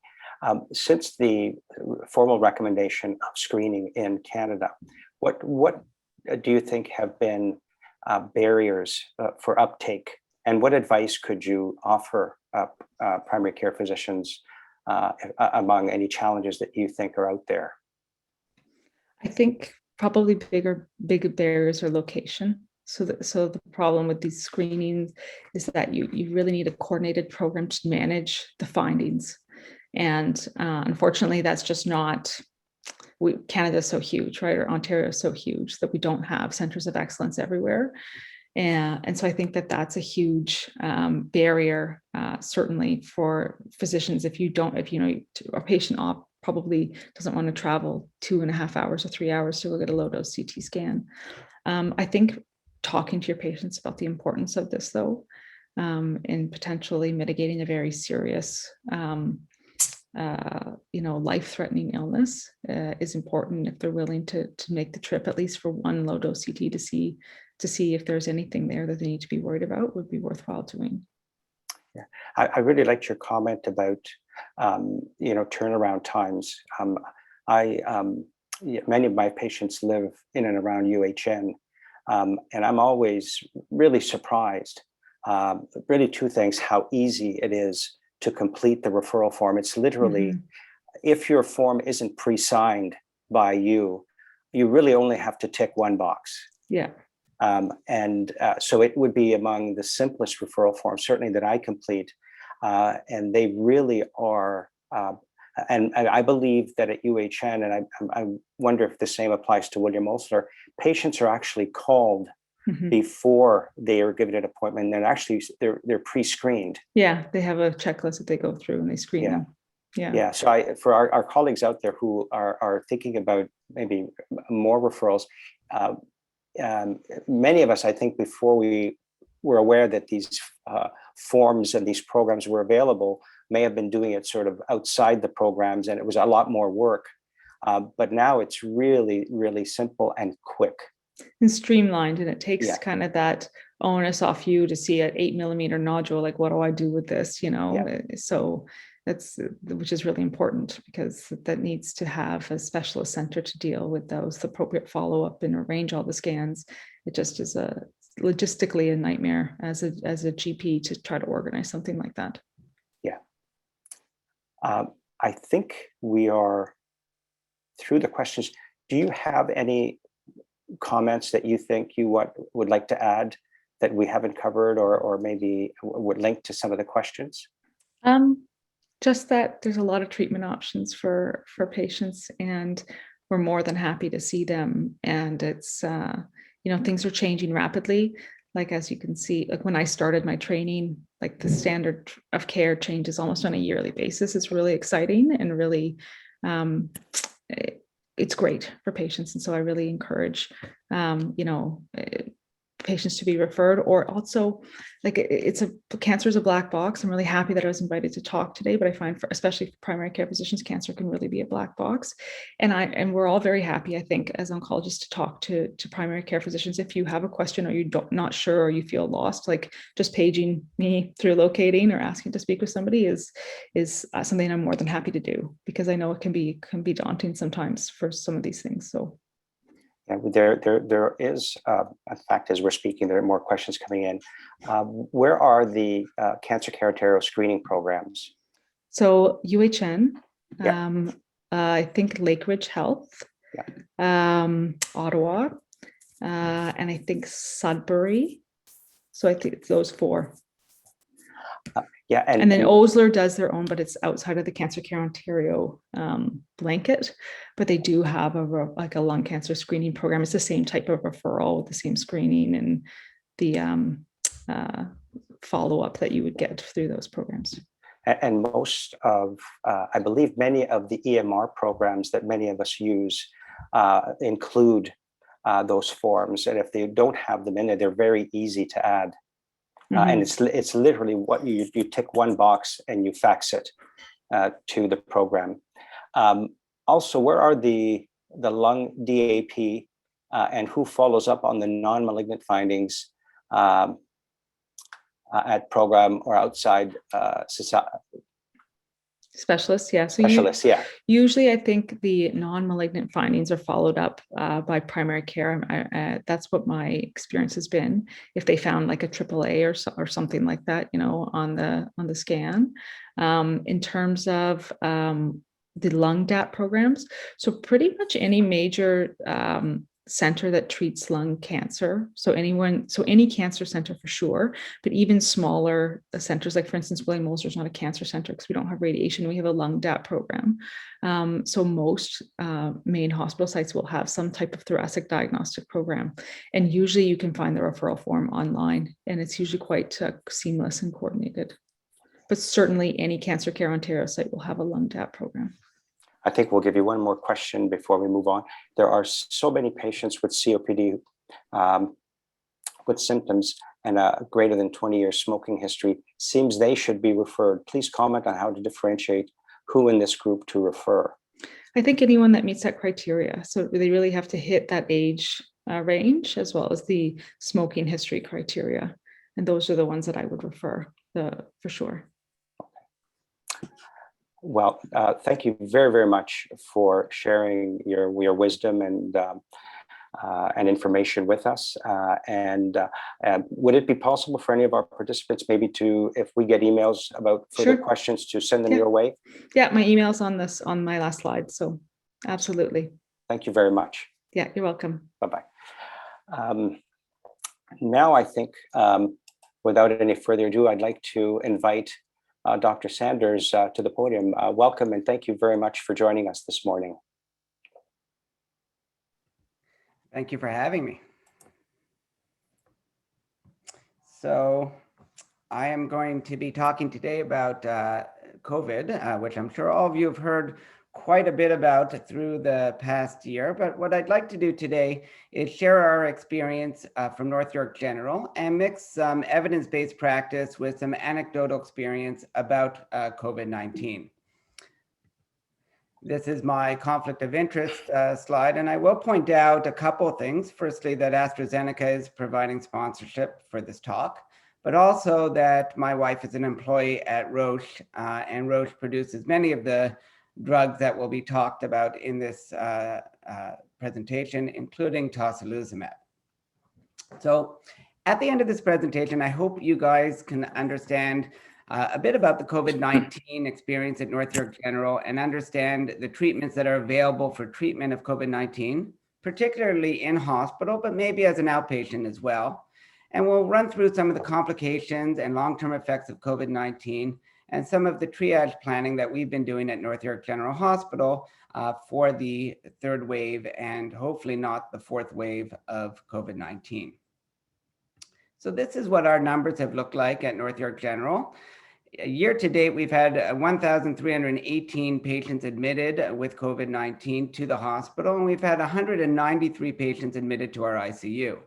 And from these graphs, you could clearly see that there have been three waves. There's been a first, second, and third wave. And these numbers look a little bit small because we eliminate patients once they're no longer infectious for COVID. But the provincial numbers will look much bigger. If you see here, these are the COVID cases in Ontario as of June 10th. And this goes from September all the way till June 10th. And you could see from September, there was a gradual rise in ICU cases. That's the purple line that you see here. And it ended with a very large peak in April and May. And one of the reasons why you don't see as bad a peak in North York General Hospital is because the province did a very good job at redistributing patients during the third wave. So when I was on call, for example, in April in the ICU, I would get a phone call from the command center of critical care that told me, North York General, you have too many ICU patients, too many COVID patients. You have to send patients to other places in the province. So there was one day where I would send 2 to Hamilton, and another day where I would send 1 to Kitchener, another day Waterloo, all to redistribute patients so that one ICU wasn't overwhelmed. And that translated into a much more even distribution of patients across the GTA and across the province so that no one ICU was particularly overwhelmed. This is a snapshot of what the GTA looked like on June 10th. And you could see that there's a pretty even distribution. Here we are, North York General Hospital in orange, and all the hospitals in the periphery have roughly the same numbers with a few variations. This big circle down here is Toronto General Hospital, and they had 31 patients compared to our 12. And that's mostly because they're dealing with the very severely ill, the ECMO patients and the other rescue patients. The Cordalucci site, which is up here, and the Humber site have always had a bit larger numbers compared to some of the other hospitals in the GTA. And as most of you know, we've been dealing with the third wave largely because of the variants of concern. And the one that we've been seeing mostly in North York General Hospital and in Toronto has been the B117 variant.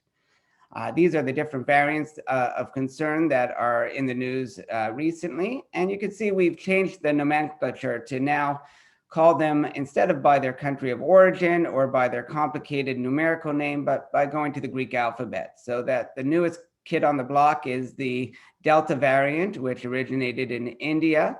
And it's supposed to be about 60% more transmissible than the already more transmissible B117 variant, which was originally described in the UK. Thankfully, it doesn't seem to be more severe as of now, but there may be some more susceptibility to people who have only had one dose of the vaccine, which is why we're ramping up our vaccine efforts. I will note that this is not going to be a talk about vaccines, so I'm not going to delve into that. I think that's a whole separate presentation on its own. So these are the snapshot of, again, the dashboard from yesterday. And you can see that the predominant variant has been the B117, accounting for 71% of our cases in Ontario. But the Delta variant is catching up. It's now 29% of the cases. And we predict that by midsummer, it's going to be the dominant variant in the Ontario province. So what I thought I would do to give you an idea of what we've been doing with at North York General is just, again, to give you a snapshot of one day in the ICU. And this happens to be the last day that I was on call in the ICU itself.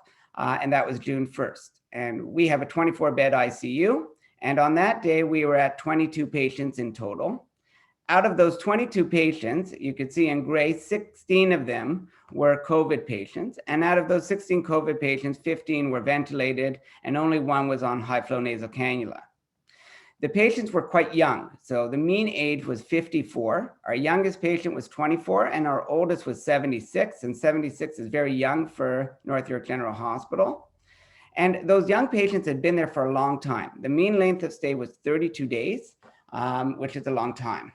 Out of interest, I thought that I would just look to see how many of them had received a dose of the vaccine, and 4 out of 16 had received at least one dose of COVID vaccination. And the shortest period from vaccine to illness was 15 days. So it wasn't like they received it yesterday and came to hospital the next day. It was more than 2 weeks after their first dose. So we were still seeing patients with first dose vaccine getting sick. Now, if we compare this to what we had arbitrarily May 1st, 2020, which was during the first wave, you can see the mean age was 64 and the range was 50 to 81. So big shift in age from the first wave to the third wave. Our mean length of stay was only 13. Obviously, no one received a vaccine because it wasn't available.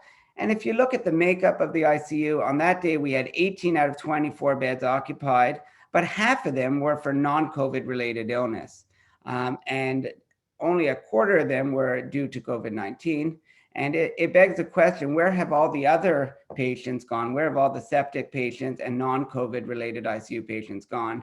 And I think there will be more research to see why we haven't seen as many of those patients during the pandemic. In terms of our variants of concern, for the ICU on June 1st, we were predominantly UK variant. So 11 out of 16 patients were the B117. 1 out of 16 was this E484K mutation, which is a mutation that we see with either the South African or Brazilian variant. And then they have to sequence it so we know which one it is, and the sequencing isn't available yet. So that one was either South African or Brazilian. 2 were unknown because they didn't have enough sample to run the tests. And 2 actually had no mutation, were the original COVID. We've seen all sorts of risk factors in our patients, but the one that has particularly stood out to me has been obesity. So on that day, out of our 16 patients, more than half of them had a BMI of more than 30, and more than a quarter had a BMI of more than 40, and even greater than 50. And I will say that I noticed in our very young patients, those less than 50, almost all of them are obese with a BMI of more than 30.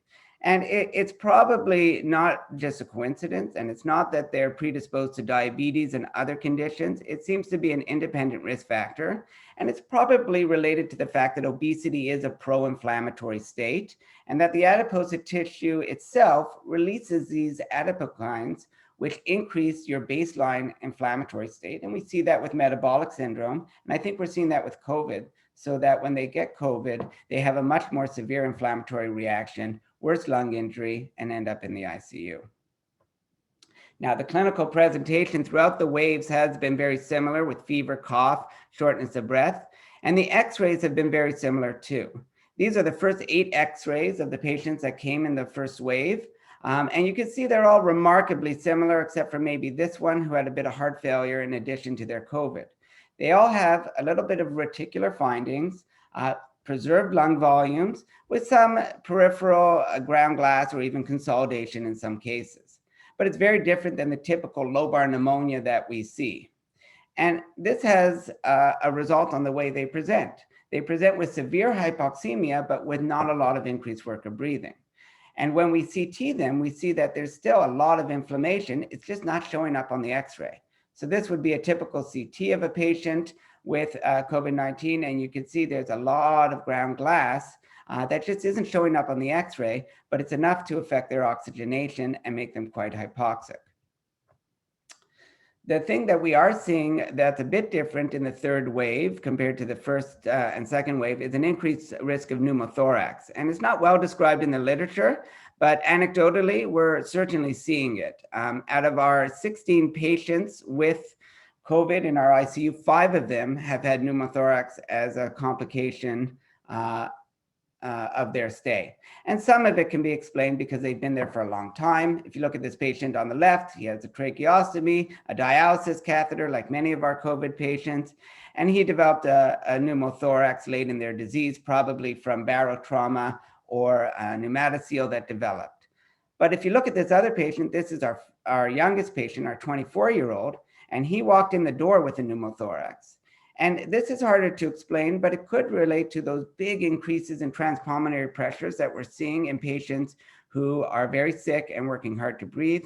This patient was particularly anxious and breathing at quite a high rate, which may have induced self-induced lung injury and caused a bit of the barotrauma and the pneumothorax. This on the right is a patient who came in after his COVID had recovered with a pneumothorax. So he was just admitted last week, and he had spent 3 weeks on a hospital ward and developed a pneumothorax here. He has a chronic elevated right hemidiaphragm, which is why it looks a little bit funny. But this is one of the outpatients that was referred to my office with ongoing shortness of breath post-COVID recovery. And you could see that they develop these large pneumatoceles that are prone to rupture. So you could see why they may develop pneumothorax as a complication. So the clinical presentation otherwise has been quite similar. So let's delve into the management of COVID-19 in the ICU. And I think the most important feature of management is still oxygen therapy. This is a patient you could see who's a typical COVID patient who is on high flow oxygen therapy. And it's a typical COVID patient because we're finding that these patients are coming in with extreme hypoxemia, but they're comfortable. They're not having increased work of breathing. They're not in distress. You know, compared to the typical pneumonia patient who would come in diaphoretic, working hard to breathe, coughing all over the place. These patients certainly do cough, but a lot of them are just hypoxemic and quite comfortable. And we call these the happy hypoxemics. And the reason why we observe these patients is because their lung compliance is preserved. You know, they don't have that lobar pneumonia, the lungs filled with pus, which cause their lungs to be stiff and make it hard to expand the lungs and make it hard to breathe. Their lungs are still quite compliant, so they're able to breathe comfortably, but this fine inflammatory change throughout the lung causes them to be quite hypoxemic with poor gas exchange. So we see that their oxygen levels will go into the 80s despite giving them 100% oxygen. And this just contrasts the COVID patients on the top from our typical ARDS patients. And you can see obviously that the bottom row, their lungs are full of mucus and pus, and they're going to be stiffer. So it begs the question of when do we intubate these patients? Do we take this patient who's sitting hypoxemic on high flow oxygen with saturations in the high 80s, but on their cell phone, texting their friends and playing their Minecraft on their phone? Do we take their phone away and intubate them, or do we observe them for a bit longer?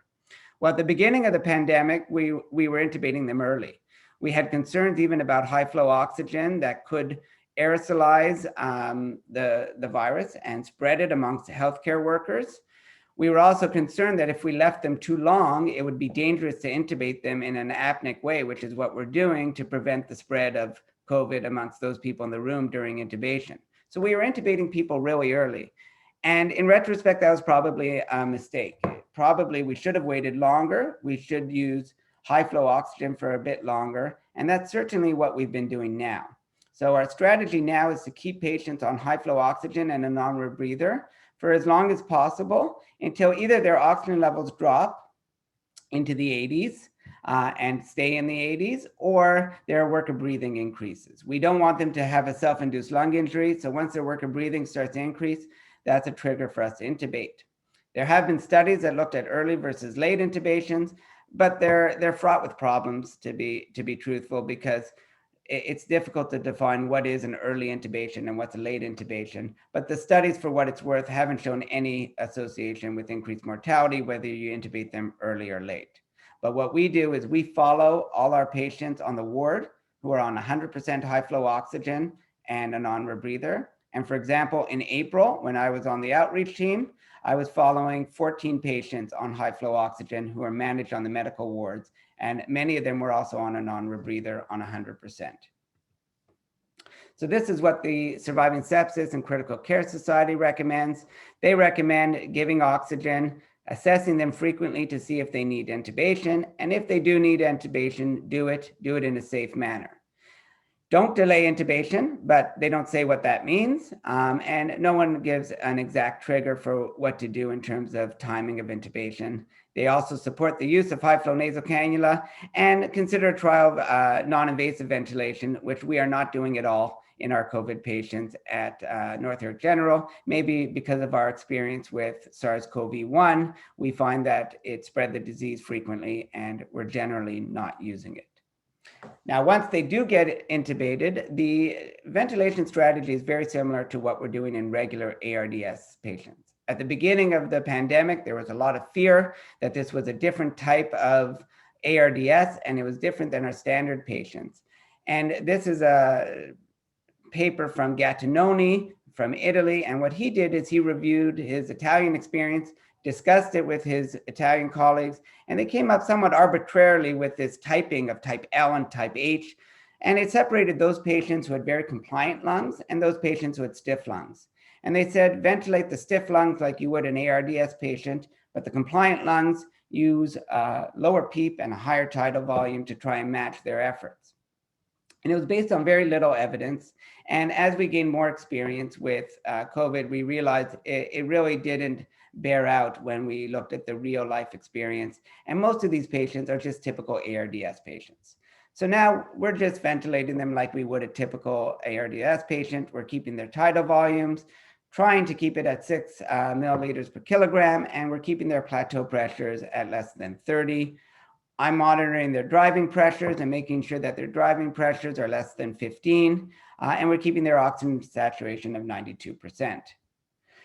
Now, what I find is because we're keeping our patients on high flow oxygen and a non-rebreather till not the very last minute, but until they do desaturate, once we do intubate them, they're very sick. And we usually will have to paralyze them for the first 24 hours after intubation, and oftentimes for longer. And it's quite frequent that we intubate them and have a very hard time oxygenating them and ventilating them right away.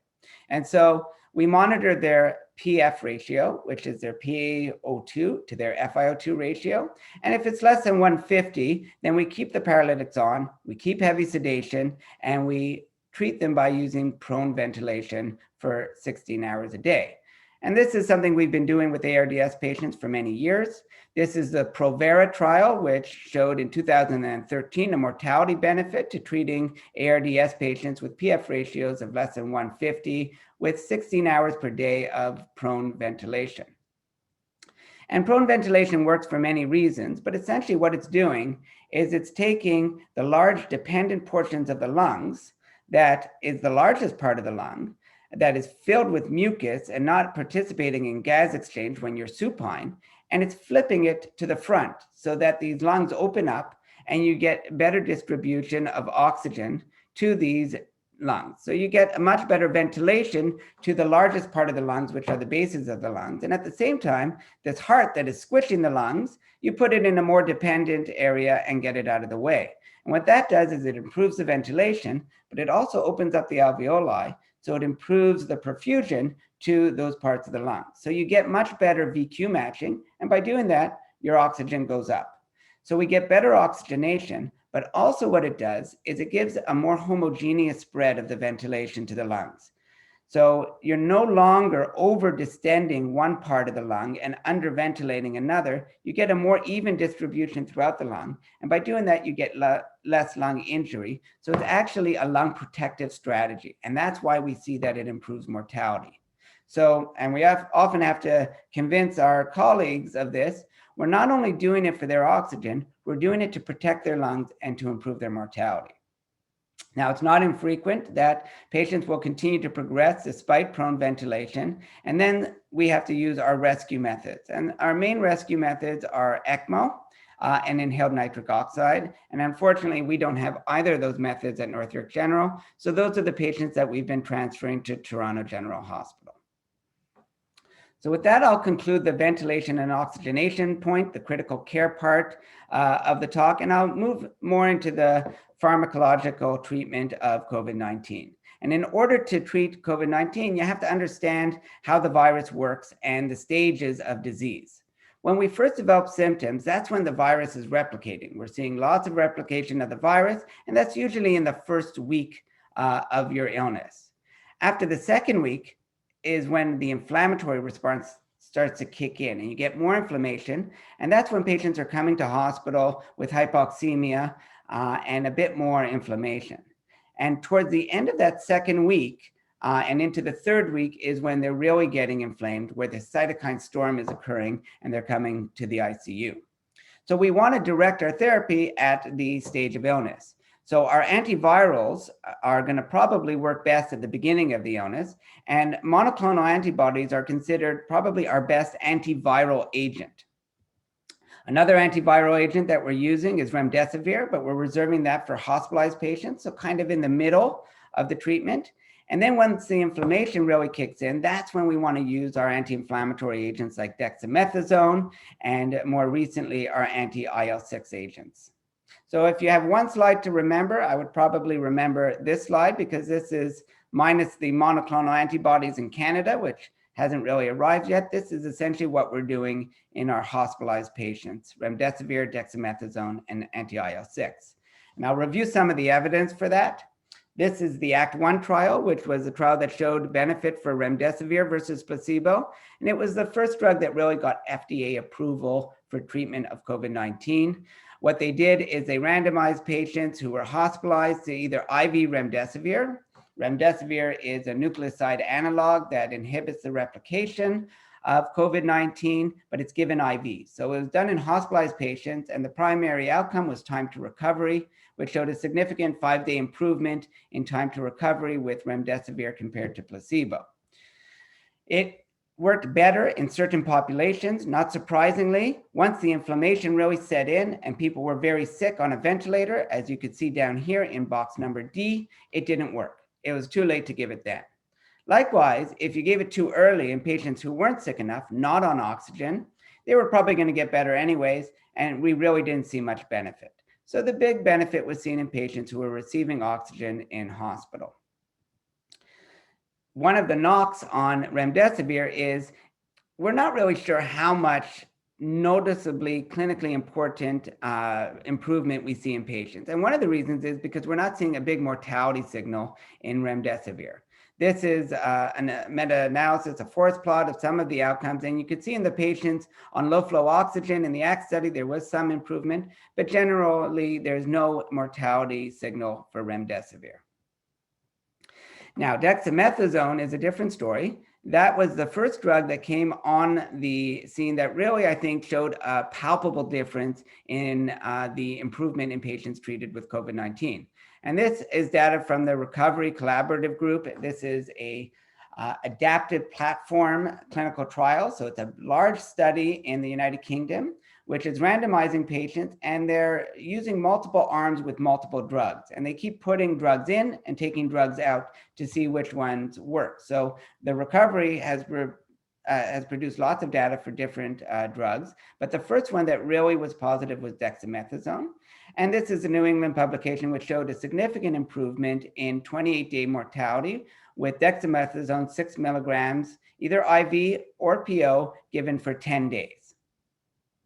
And if you look at the outcomes in different populations, as opposed to remdesivir, which is an antiviral agent, this is an inflammatory agent. It's going to work best in the inflammatory phase of the illness. And you can see a marked improvement in mortality in patients receiving mechanical ventilation, significant improvement in mortality in patients receiving oxygen.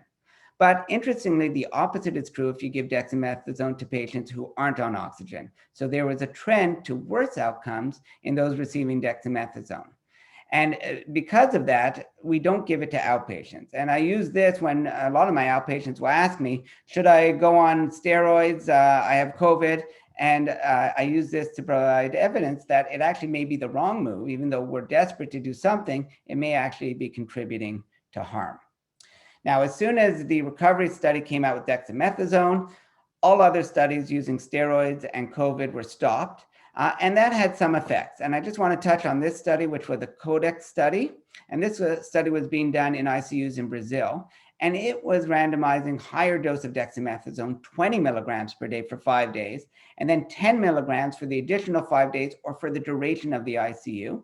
And the outcome was ventilator-free days. And it showed a significant improvement in ventilator-free days. So another positive study, but with a much higher dose of dexamethasone. And I mention this because if you are working in hospital, you'll see that many of us are confused what to do. Some of my patients are coming to the ICU on day 8 of dexamethasone. They're still highly inflamed. Am I stopping their dexamethasone at day 10? Should I be giving longer durations of dexamethasone, higher doses? And the answer is we really don't know. But at least this study gives us some evidence that it's safe to do, and higher doses are still beneficial. So there's support that it's probably not causing harm, and in a case-by-case basis, you can consider it. Of course, a meta-analysis came out which showed when you combine all the steroid studies together, it still leads to significant improvement. So I'll move on from the steroids to the other immunomodulator drug that we're using frequently, and that's tocilizumab. Now, tocilizumab is an IL-6 receptor blocker. And when the COVID pandemic first started back in March of 2020, we were very excited about tocilizumab. Tocilizumab is used in many inflammatory conditions, but it found its place in treatment of cytokine release syndrome, which is a cytokine storm that occurs in patients with hematologic malignancies who are getting CAR T-cell therapy. And when they get this special T-cell therapy, a subset of them develop severe inflammation and severe shock. And when they get tocilizumab, the shock melts away and their organ failure improves. It's really a remarkable response to the drug. And many of us were hoping that we would see the same with COVID, that we would give them this IL-6 inhibitor and their COVID would melt away. So right at the beginning of the pandemic and in the first 6 months, we did many studies, and there were actually 6 studies that were done, and all of them were remarkably negative. Most of them didn't even have a signal to benefit to encourage us to continue on. However, studies were still ongoing, so they didn't stop. And this was the first study that came out that showed some benefit to tocilizumab. And this is the REMAP-CAP study, which is another one of these adaptive platform clinical trials. And it used tocilizumab versus control. And its main outcome was organ support days at 28 days. And you saw that there was a significant improvement in IL-6 inhibitors, and 2 of them were used in this study compared to control. Not only did it improve organ support free days, but it also improved survival and survival to hospital discharge. So finally, we had a study that showed that maybe it worked. And at the same time, a much larger study, again, the recovery study, but now with a different arm, using 4,000 patients, they randomized patients who had a CRP of more than 75 and they were hypoxemic. So you had to have some degree of inflammation, and they only got tocilizumab or usual care. And the outcome was 28-day mortality. And again, there was a significant improvement consistently across the board in mortality and progression to ventilation and to discharge. Tocilizumab being better than usual care in all these cases. So it begs the question, well, why did 6 studies before this not show any benefit, and then the other studies did? And the answer is in this forest plot. You could see that patients in REMAP-CAP and recovery were already on steroids because the results of the dexamethasone recovery study had already come out. So we were giving dexamethasone to everybody. So more than 80% of patients in recovery were on steroids. And you could see here, there was a significant improvement in those on steroids compared to those not. And the same was true with REMAP-CAP. And the studies before them had 10% or so of patients on steroids. So when you combine all the results of all these studies together, we still see a significant mortality benefit to patients treated with tocilizumab compared to usual care. So now our algorithm for treating severe COVID-19 has included a combination of dexamethasone and tocilizumab with a significant mortality benefit. Well, the next area that we wanted to explore was anticoagulation. And from the very beginning of the COVID pandemic, we've noticed that there's a large increase in thromboembolic events in our patients with COVID. So at North York General Hospital, we've been using enhanced DVT prophylaxis, really with no evidence, just because we noticed there are more clots. So instead of giving them 5,000 a fragment, we're giving them 7,500 a fragment a day. But we're all waiting for some studies to be released to tell us, well, what should we do? Should we give them full dose anticoagulation right from the get-go? And these 3 studies, ATTACK, REMAP-CAP again, and ACTIVE, were all doing studies on that question. And so they decided early on to amalgamate their protocols and to present their data as one. And they separate their groups into those out of the ICU, so those moderate states, and those in the ICU, the severe states.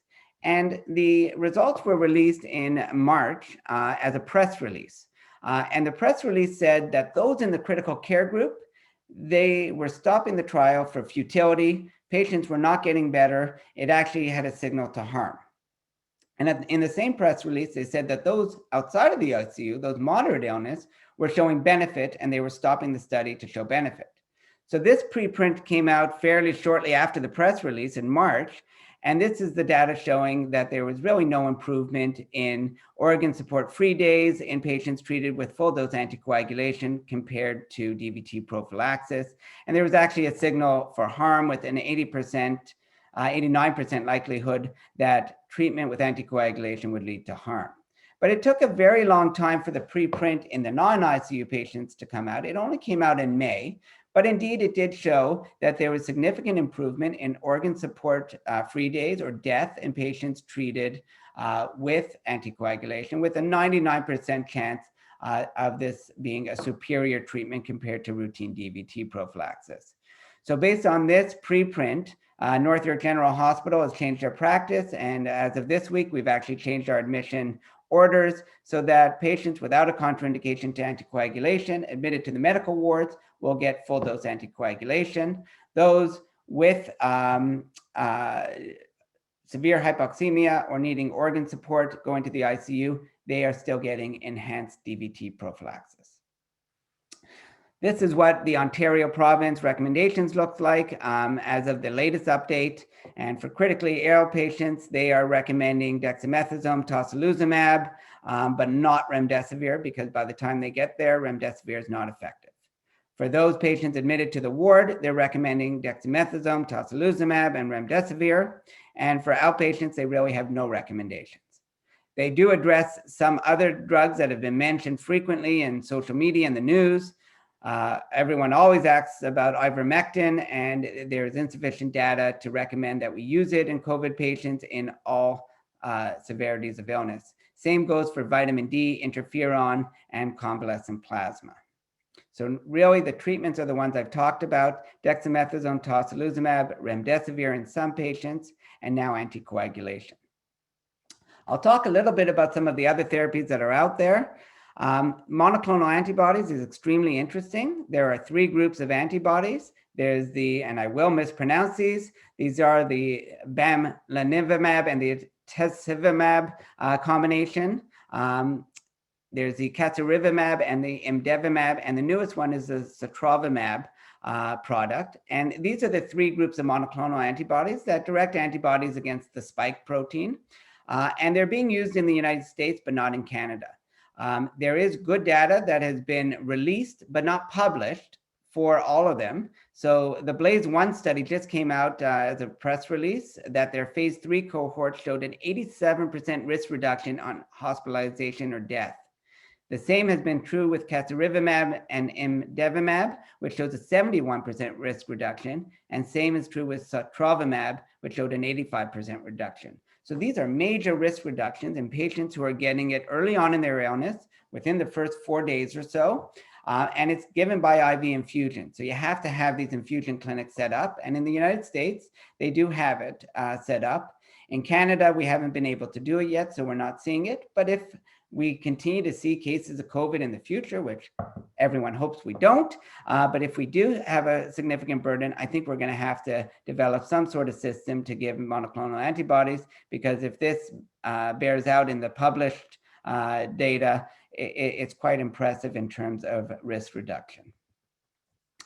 Convalescent plasma has been used at North York General Hospital. We were part of the Concord study. And long story short, the recovery study, which was the largest study with convalescent plasma, was completely negative. So I think that put the nail in the coffin for convalescent plasma, and we are no longer using convalescent plasma for the treatment of COVID-19.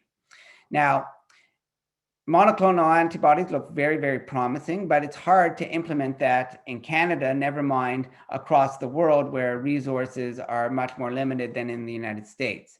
And so I'll talk about these studies because they're quite compelling. These are studies that look at inhaled budesonide. So the first study came out published in Lancet Respiratory Medicine called the STOIC study. And what they did is they randomized patients to either budesonide 800 milligrams or to usual care in the beginning of their illness as outpatients. So just a Pulmicort inhaler. And they saw that the time to clinical recovery was improved in the budesonide group compared to usual care.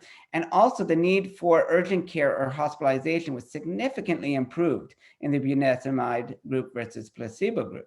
But it's a small study, and so it's hypothesis generating, but I certainly wasn't going to give Pulmicort or budesonide to patients yet. But shortly thereafter, another study came out, which is the Principal trial, which is another one of these large platform clinical trials in the UK again. And they were giving budesonide to outpatients. And this is a 2,000 patient study. And it showed significant improvement in inhaled budesonide compared to usual care, both for recovery and for hospitalization and death. Now, it's not a huge amount, 8.5 versus 10.3, but it's an easy to give medication. It's relatively safe and relatively inexpensive. So it's quite compelling to give patients who develop acute COVID, especially if they have risk factors, inhaled budesonide at the beginning of their illness. I think we do need to see more data still. I would like to see the publication itself, but it certainly holds promise for the future. There are other drugs that are available. There's baricitinib, which is a JAK1, JAK2 inhibitor. And this is a study that was done that showed significant improvement in mortality, but the primary endpoint was still negative, which was disease progression. So I don't think it's caught on with widespread use. It is being used in certain situations, particularly in the United States, but certainly we're not using it at North York General Hospital or in Ontario. Another drug which has recently been shown to be beneficial but hasn't been used yet in Ontario is lenzilumab, which is a GM-CSF inhibitor. And what they did is they targeted people not with full-blown cytokine storm, but with medium range inflammation. So they subclassified their patients with a CRP of less than 150, and there was a very significant improvement in all-cause mortality in those patients stratified to the CRP of less than 150. Briefly, I'll touch upon some late complications. This is a patient who came to my office after their hospital discharge with ongoing shortness of breath, and you can see they have persistent infiltrates. So I do PFTs. I did a CT scan to look for pulmonary emboli, and at the same time to see if there were any infiltrates. And lo and behold, there are these inflammatory type infiltrates. And this is a patient with organizing pneumonia. And we've been seeing this more and more commonly, both on the wards after their dexamethasone is finished and after hospital discharge. And we really don't know what to do with these patients. There's no well-done randomized controlled trials to tell us to give them steroids or not. And generally, in my discussions with my colleagues, most of us are giving these patients a trial of steroids. This is a prospective observational study of only 35 patients, and they were given a 3-week course of steroids at 0.5 milligrams per kilogram and followed thereafter. And all the patients did improve their CT. They had improvement in their FVC and improvement in their symptoms. It's not a randomized controlled trial, but it is some reported evidence that it's probably safe to do. And on a limited case-by-case basis, I have been considering longer doses of steroids in these patients. The harder thing to address is the long-term effects of COVID, these long-haul patients who present typically with fatigue, muscle weakness, this brain fog, and this can occur for months and months after their COVID illness. And we still don't have great treatments for this. When I see them in my respiratory office, I'm usually working them up for their respiratory symptoms with a 6-minute walk test, PFTs, sometimes a CT scan, sometimes not, sometimes an echocardiogram. But I think we have to look at all their other symptoms, including their muscle weakness, get them into physiotherapy, their sleep, optimize their sleep patterns, and try and treat them in these multidisciplinary clinics as much as possible. And at the very end, I'll just briefly talk about public health measures, which receive a lot of news. And I know all of us have been disappointed to be locked down in our houses. And normally, I have to say personally, I'm usually against lockdowns, especially when they prevented me from skiing in the winter. But I will say that in April, I was very concerned. I had just finished my week in the ICU. In my 24-bed ICU, at that point, we were at 27 patients. We had overflowed into our recovery room in the operating room, and we were at 27 patients despite the fact that I transferred 5 patients intraprovincially in the last 2 days. So I had sent a few to Hamilton, a few to Kitchener, as I said, a few to Toronto General Hospital, and we were still over census. We were seeing patients come in every day. It was a non-stop flow of patients into the ICU. And on our outreach team, we were looking after 10 to 14 patients who in the first wave would have easily been in the ICU on high flow and non-rebreather. And at that time, the government announced that their modeling said that we're currently at 700 ICU patients, and by May 15th, a month later, we're expected to be at 1,500 patients. And I couldn't imagine, we could barely cope at 700 patients. How were we going to cope when it went up to 1,500? So I actually was quite concerned. And I was relieved that they shut it down when they did. And I don't plan to talk politics and whether we agree with the shutdown or not, but I do think it's important to know that the ICU was stretched at that time and something needed to be done. In fact, we were even planning of how we would manage the 1,500 patients, and the Ontario Critical Care Command Center, which I had mentioned manages ICU flow in the province, they have come out with a document of how to do adult critical care triage. And we have been doing simulation exercises so we could determine how we would do it at the hospital if it got to that 1,500 patients. And what this says is it essentially says that once we exceed our ICU capacity in the province, an emergency will be declared, and the Emergency Management and Civil Protection Act of 1990 will be enacted, which essentially takes away the rights of the substitute decision maker for determining ICU decisions like withholding critical care or withdrawing life support. And they have in the document 3 levels. So first, when they activate it, it will be a level 1. So it means that anyone with a mortality of greater than 80% will not be admitted to the ICU. And also, when it's enacted, those people who are in the ICU who have a mortality of greater than 80% would be recommended to have their life support measures withdrawn. And this would be done without the consent of the substitute decision maker. So this is our flow diagram at North York that we've worked with. We would have 2 physicians making these decisions to decide, does the patient meet eligibility? And if they are determined to have a greater than 80% mortality, then they would have not been allowed into the ICU. And the document clearly outlines what it is that comprises 80% mortality, what comprises 15% mortality. And this is the level 1 triage, 80%, just to give you some examples. So if you had a metastatic malignancy with an ECOG of greater than or equal to 2, that would be an 80%. If you were having disease progression, you would have an 80% mortality, or even on an unproven treatment like a clinical trial. For neurologic disease, if you had a subarachnoid hemorrhage with a GCS of less than 6, you would not be admitted to the ICU. And for our lung diseases, if you were frail with COPD, you would not be admitted. If you had IPF with a vital capacity of less than 60%, you would not be admitted. So to me, that was very scary stuff. Thankfully, we never had to enact it. But I was grateful that we did increase our vaccinations and improve our public health measures so that our numbers have come down now. And I'll just end quickly with talking about how those patients in the June 1st snapshot fared. So the outcome as of June 11th, sadly, is that most of them are still in the ICU. So out of our 16 patients, more than half of them are still in the ICU being ventilated an additional 10 days later. One patient was transferred to another hospital as ordained by the Critical Care Command Center. 3 patients have been transferred to the ward, but not a single patient has gone home from June 1st to June 11th. A quarter of them, so 4 of the 16 patients, have succumbed to their COVID, unfortunately. The treatments that we did with these patients, just to let you know, 100% of them got dexamethasone. Very few of them at any point in their illness got remdesivir. 94% of them got mechanical ventilation. The one that was on high flow did not get intubated and was discharged to the ward. One of them did end up coming back after discharge from the ward. 9 out of 16 of our patients were treated with prone ventilation. Out of those 16 patients, 4 of them were repatriations from Toronto General after having been sent for either ECMO or nitric oxide.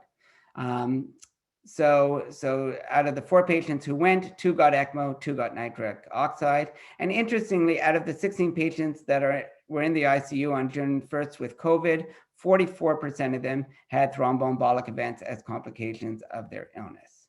And with that, I will open it up to questions. Great. Thank you very much, Dr. Saunders. There's a number of questions that I think we should get to.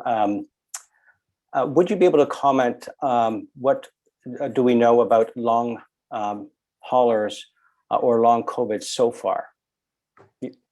Yeah, so there's a lot to be known about long haulers, and I think we're still really discovering what it is. If you look back at that slide, it's a multi-system disease, probably related to the inflammatory response to COVID. And as I said, the biggest symptoms are going to be these non-specific symptoms like chronic fatigue, brain fog, and we don't have a great treatment for those. Some of the long haul type symptoms are different. They're related to critical illness, and they're those severe patients who came out and have those typical post-ARDS problems. So muscle weakness because they've been paralyzed and immobilized, and ongoing lung problems. And I consider those a bit different than the long haulers. Those are patients who had severe illness who may end up having pulmonary fibrosis as a result of their ARDS, have muscle weakness. That's one portion. But another portion of the long haulers are people who even didn't have severe illness, who have these non-specific symptoms. And I think more will become available about how we can treat them. We're seeing more and more issues related to the long haul symptoms. For example, I'm seeing patients with postural orthostasis with tachycardia syndrome. We're seeing more of that occur. So I think as time goes on, we're going to find out more about these long haul symptoms. And I think we will get better at treating patients. And I think if you have concerns about long haul symptoms, there are these post-COVID clinics generally looking after some of the more severe illness, but they may have resources to help look after these patients a bit better than the average physician and respirologist. How many COVID patients who are intubated have successfully extubated and leave ICU? Yeah, so if you look, the numbers vary. If you look across North America, for example, the mortality is still quite low with ventilated COVID patients in the range of about 30-35%. So we're still doing quite well in terms of extubating patients. In the first wave, I have to say that it was somewhat disheartening that once patients got intubated, the majority of them actually were not getting better. And so our mortality approached about 50% at North York in our intubated patients. And our mortality when they got intubated and needed renal replacement therapy was actually close to 100%. Since that time, I think the immunomodulators and anti-inflammatory drugs have made a substantial improvement. And we are treating much younger patients, so the survival is better, and people are being successfully extubated and treated, but it's taking a long time. And that's why you're seeing that our average length of stay right now is about 32 on June 1st. And that's why there's no way we can wait till our ICU numbers come below 200 to start opening up our society, because these patients are going to stay in the ICU for a long time, but they are going to get better, and we are seeing that. How long is too long for steroids in ICU or in hospital?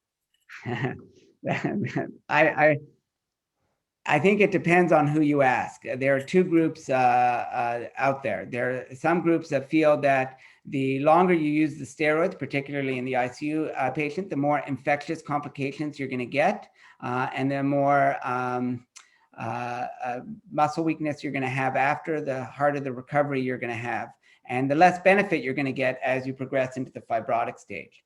So I don't think we have a definite answer, because I think there is a subset of patients who do develop this organizing pneumonia.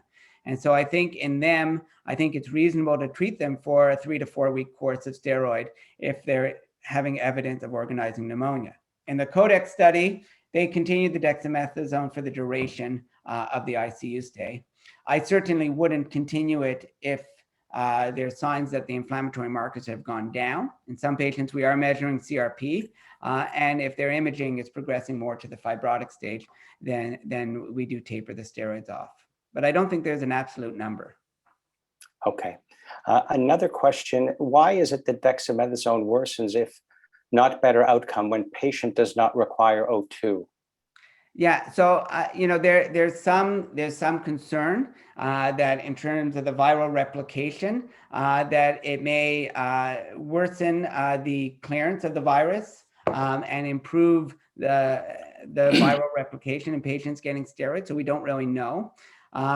So maybe in that really viral replication stage, it's not the right drug, and it's going to actually promote that viral replication, whereas in the inflammatory stage of disease, that's when it's really going to work.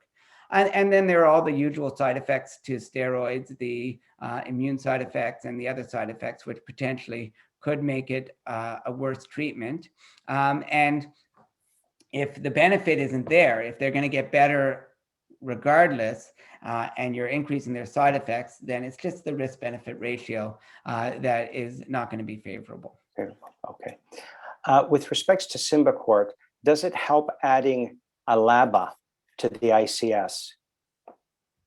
Yeah, so that's a great question. And I think many of us, when we treat our patients with budesonide, maybe outside of the usual indication of asthma, maybe with little evidence, but I know many of us do it, where we give it as an anti-inflammatory, many of us will combine the LABA automatically. Right now, the studies haven't been done combining the LABA. The two studies that are out there are with budesonide alone. I think it does make sense to combine the LABA, but if you're going to adhere to strict evidence-based guidelines, then the right choice would be just budesonide. I certainly don't see a huge potential for harm by adding the LABA, and potentially a more rapid improvement with your steroid treatment. So it's a good question. From an evidence-based perspective, I would say right now it's just budesonide, but practically it certainly could be tried. Have there been any studies on using Symbicort on early stages of COVID for outpatient populations? To my knowledge, there haven't been any published. I would have to do a search to see if there are any ongoing.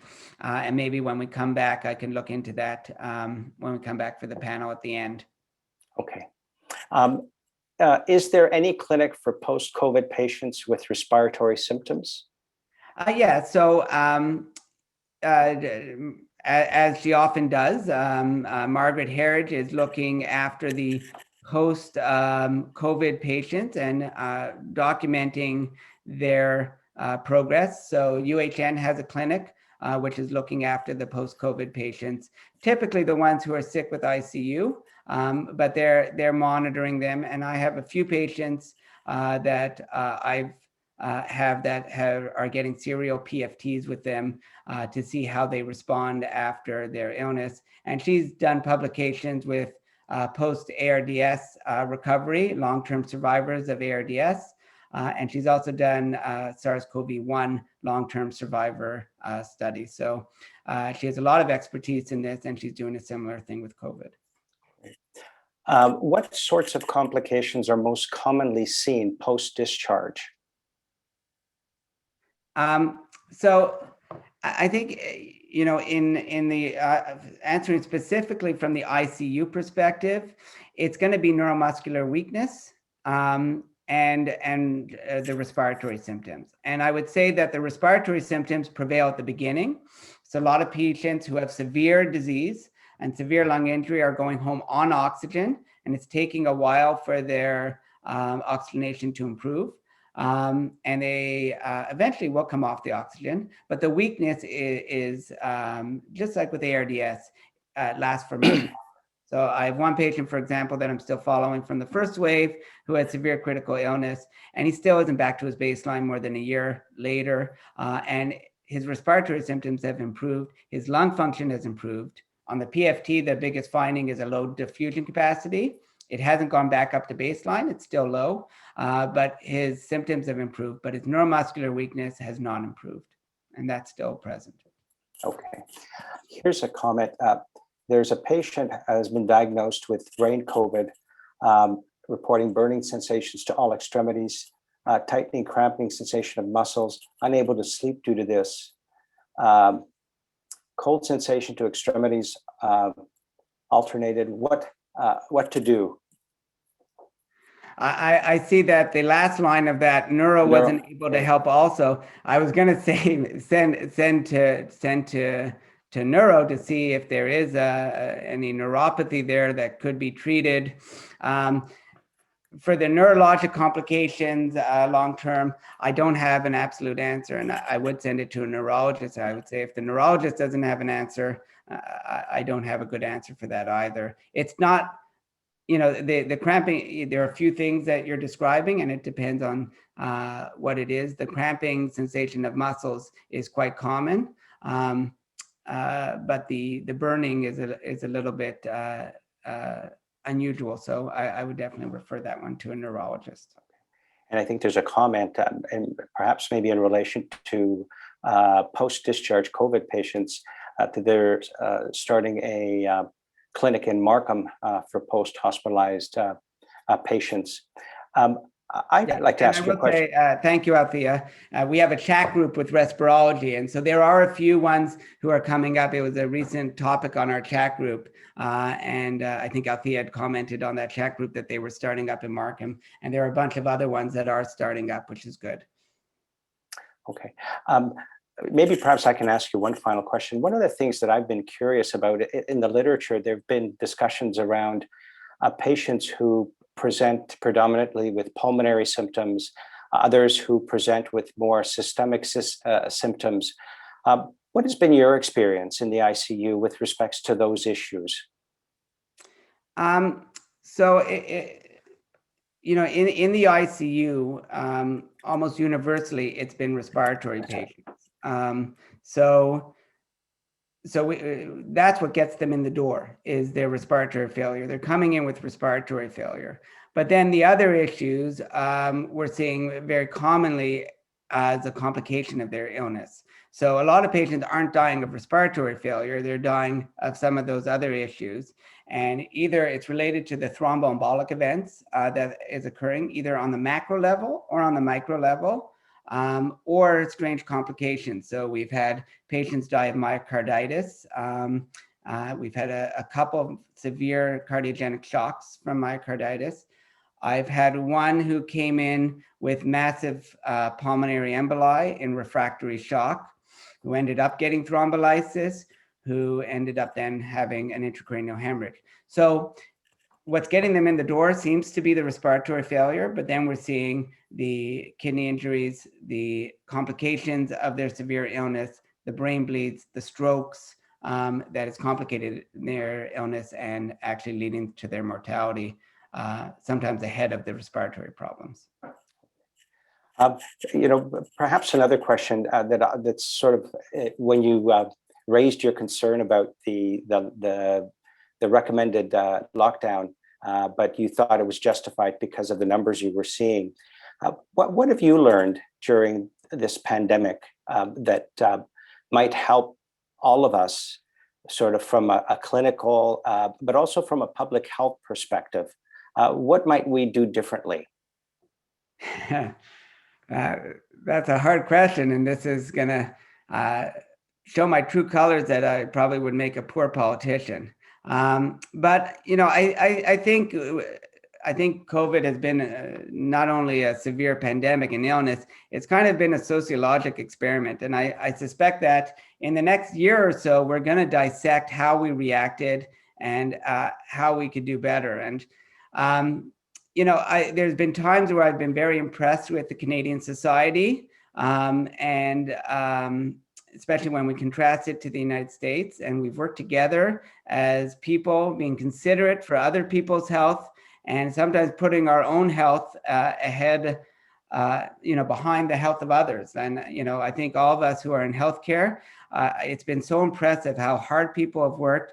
No one, really at North York, no one's been complaining. They've been working very hard. They've been putting themselves in personal danger. And that's what's impressed me the most during the pandemic. And then at the same time, I think there are some parts that have disappointed me, like when I see our vaccination protocols and I see how, this is not a popular thing to say, but I'll say it anyways.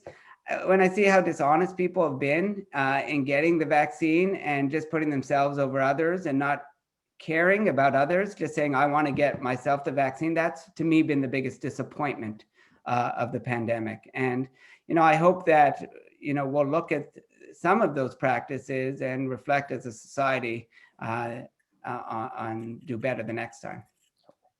I think we got a minute to sneak in one last question that was offered up. A 24-year-old man had the Pfizer vaccine.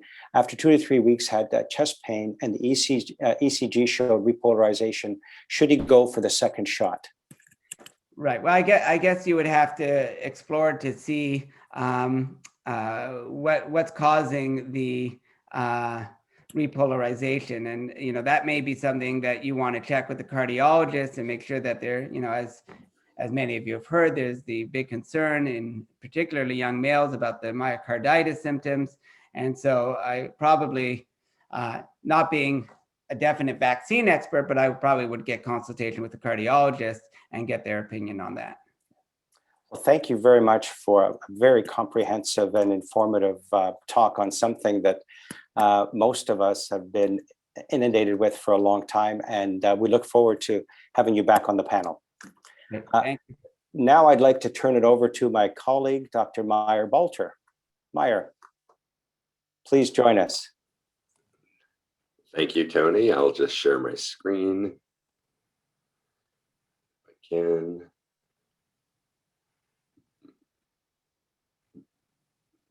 Bear with me for a second. All of a sudden, I lost all the icons for sharing my screen.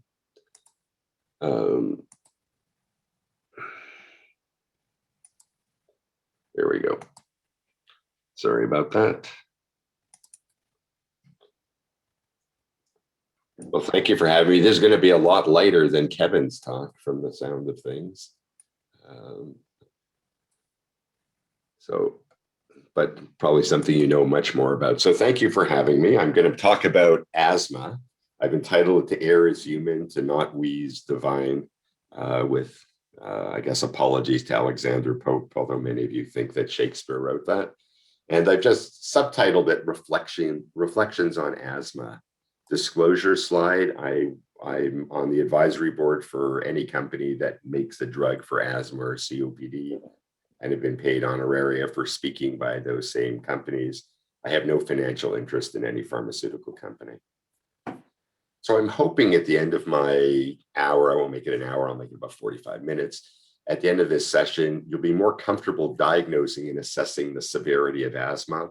And I know that that seems trite, but I think that's probably the most important thing that I'm going to leave you with today.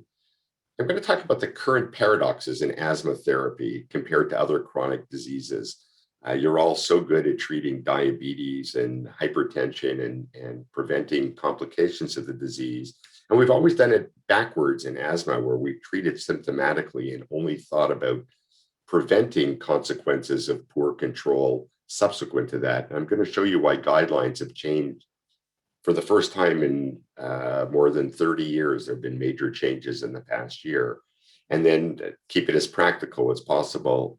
I'll try to make you understand the role for the various therapies in asthma management. It's actually a very exciting time to be an asthma doctor as a specialist, in that we've had a number of biologics that have come on the market that have transformed care in the tiny subset of asthmatics who have severe asthma.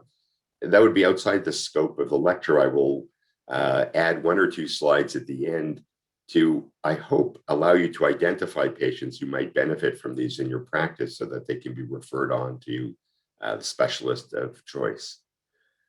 I'm going to start with just some random asthma factoids just to paint a picture. Approximately half of asthma patients fail to achieve control. I'll show you the control criteria in a second. Those patients are the ones who are more likely to suffer exacerbations, and those are the ones that are treated with oral corticosteroids with their inherent risk. And something that I've come to appreciate more in the last year is just how risky frequent treatment with oral corticosteroids is for these patients. We all know about the dangers of chronic oral corticosteroid therapy, but much has been written in the last year about the dangers of even intermittent bursts of oral corticosteroids. Poorly controlled asthma is not severe asthma. I'm going to show you the reasons for poor control in a second. And once they're corrected and patients still aren't controlled, those patients have severe asthma. And that's in fact a tiny minority of patients. These are the ones that you would refer to your specialty colleagues. Maybe 5 to 10% of asthmatics have severe disease, but those 5 to 10% are the people who are responsible for over 50% of all direct asthma-related costs, not to mention societal costs of missing time from work or parents having to stay home for kids missing time from school. And this is the group that we target these new biologic therapies for. So these are the criteria. In fact, I'm going to show you on the last slide. I put this one up because I was on this set of guidelines, so I just wanted to do something from the past. But they're new guidelines that came out for mild asthma. And in fact, we've joined the rest of the world where we now say daytime symptoms or need for beta agonist of 2 or fewer in a week rather than less than 4. So we've changed. It's a slight change and probably not that important. If you don't meet 2 or more of these criteria, you are not considered to have control of your disease. Why is this important? There's 2 slides I show in every asthma lecture that I've given for the past 15 or 20 years, and this is one of them.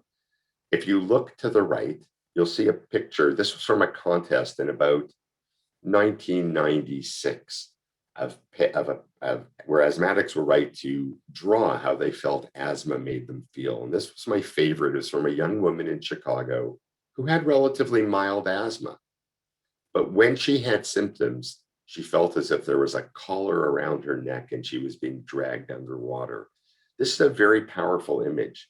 And asthmatics sometimes can talk a lot about their symptoms. You examine them, they're normal, their lung function's normal, and you say, oh, this is psychosomatic. When they have symptoms, this is how they feel. And our goal is to try to prevent them from ever feeling this way. The goal, as much as possible, should be for asthmatic patients to live a normal life, be able to exercise, not have exacerbations, not miss time from work or school. So if we're going to have patients with poorly controlled asthma, how do I approach them? And the next points are exactly what I do whenever I have somebody in my office. The first one is to confirm a diagnosis. What makes you think about asthma? The symptoms vary over time. It's always very easy when somebody's visiting Toronto and staying with grandma who has 9 cats and last dusted in 1943, and they get wheezing and shortness of breath. We're all very comfortable saying that person probably has asthma. But for most people, it's not as dramatic as that. Remember that asthma is a nighttime disease. Patients wake up between 2 and 6 in the morning or need to grab their rescue inhaler as soon as they get up. That's quite characteristic of asthma. In addition, colds go to their chest, and it takes a long time. It takes over 10 days for the symptoms to go away. There are a lot of other things that do the exact same thing, which is why you have to prove asthma, as illustrated by this case from my practice. This was a 48-year-old woman who was referred to me for poorly controlled asthma. It had been diagnosed in her 30s. She was on a regular inhaled corticosteroids and using salbutamol PRN. She's having a bit more symptoms, so they stepped her up to a once daily combination product of fluticasone and vilanterol. For the previous 2 years before seeing me, she had worsening dyspnea. It was worsened with stress, very characteristic trigger for asthma, and early in exercise, also characteristic for asthma. Did not seem to respond to salbutamol. Every time she got prednisone, she felt much better within a few days, and in fact had had 4 courses of prednisone over the preceding 2 years. Her past medical history was remarkable for a nasal polypectomy. She was a non-smoker. When we did skin testing, she was allergic to dust and pollen. When I listened to her, her chest was clear and the cardiovascular exam was normal. This was her x-ray. It's completely normal. Her eosinophils were elevated. Her serum IgE was elevated, going with asthma and atopy respectively. Her FEV1 and FVC showed evidence for mild obstruction. In this age group, I would expect her FEV1 FVC ratio to be about 80%. And she improved 8% after a bronchodilator. One has to improve 12% or more to say that they have reversible disease. We will often go on to get methylcholine challenge tests, something we can't do during COVID, although some labs have opened up again. Her methylcholine subsequently was negative. And this was her flow volume loop. Oops, there. This is the expiratory loop. This is the inspiratory loop. So take a visual picture of that.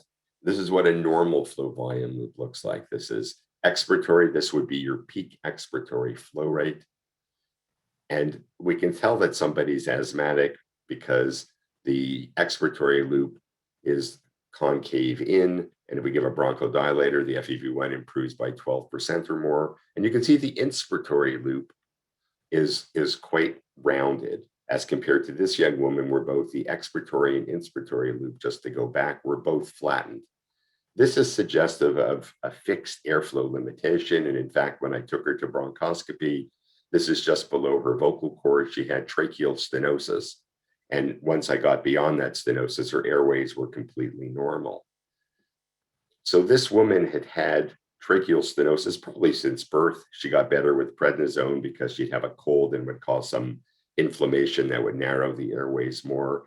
And I spent time on this case because 40% of the people who were referred to me with severe asthma or poorly controlled asthma, in fact, don't have asthma, probably have never had asthma, likely aren't going to get it.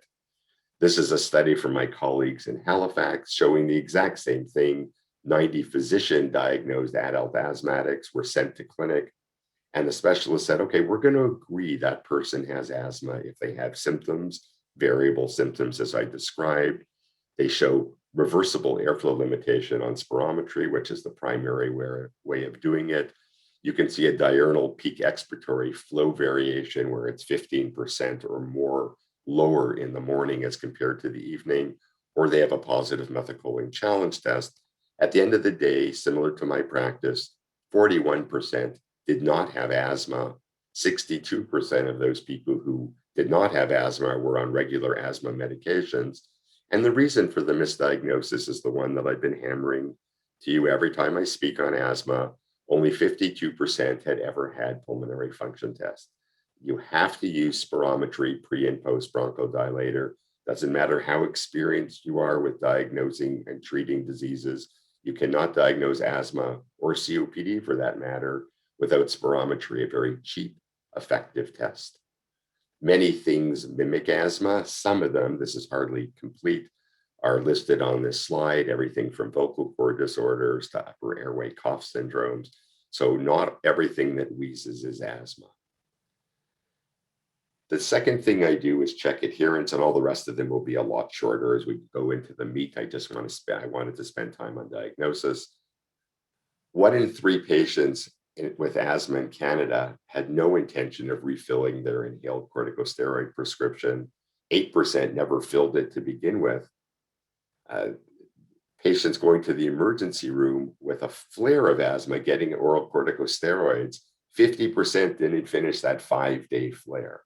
So patients don't take their medications. It's not unusual that I'll have a patient, I'll see at the 6-month mark and I'll say, how are you? And they go, great, I've only had asthma 3 times since I last saw you. And I go, whoa, whoa, whoa.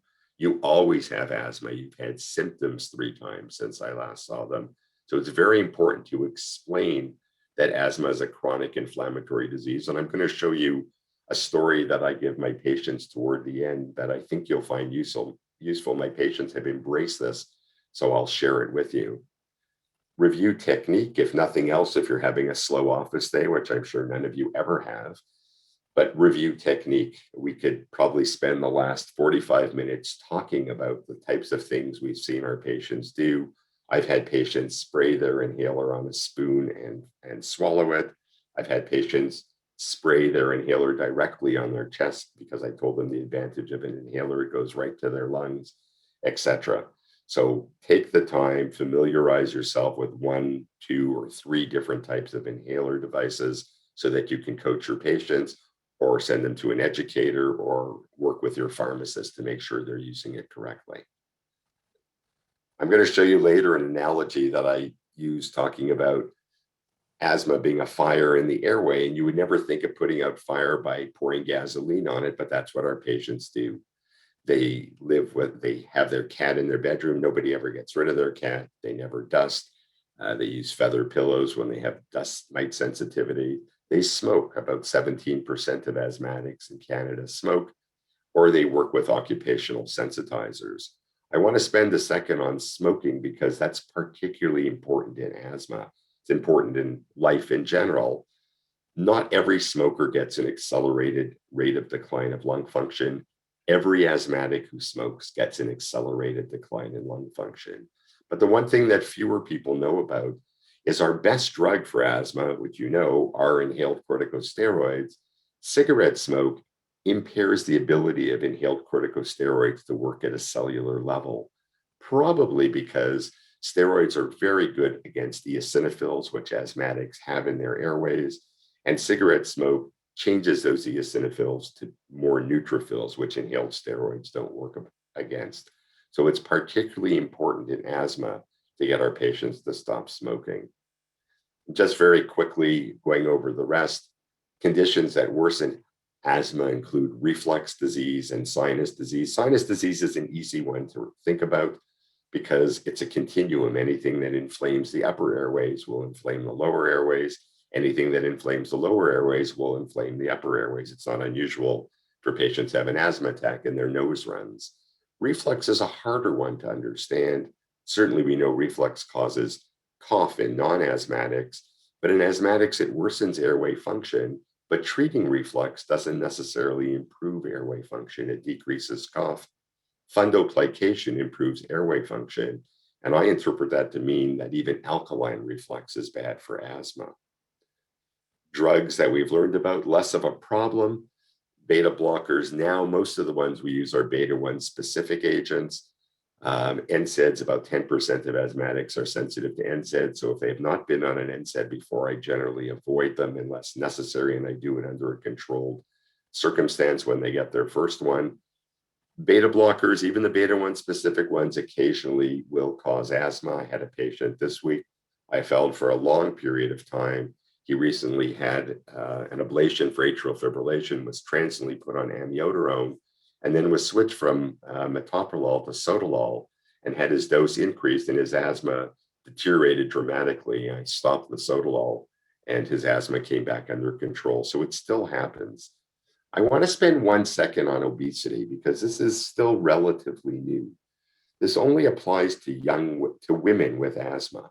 Obesity is a risk factor for the development of asthma in young women, and it's a risk factor for poorly controlled asthma in middle-aged women, often women who get asthma in their 30s. And the reason seems to be that various hormones such as adenopectin are released and again change that eosinophilic milieu in the airway to a neutrophilic one. So we have started doing nutritional counseling or sending our patients for nutritional counseling, and weight loss helps. I know everyone will say, well, if I lose 5 pounds, my breathing is better. But what I'm talking about improving asthma means it decreases bronchial hyperactivity. So it actually decreases airway inflammation. And I'm not going to talk about these weird complications of asthma. So we'll get to the part that I think most of you are most interested in, and that is how do we treat asthma? Once we've made the diagnosis, we avoid the triggers as much as possible. We want to achieve control by selecting appropriate medications, and we regularly monitor that medication and adjust accordingly. Most of us give our patients action plans and education to teach them how to adjust medications themselves. This only works if patients are educated about why they are, what asthma is and why they're taking various medications. This has evolved over the years.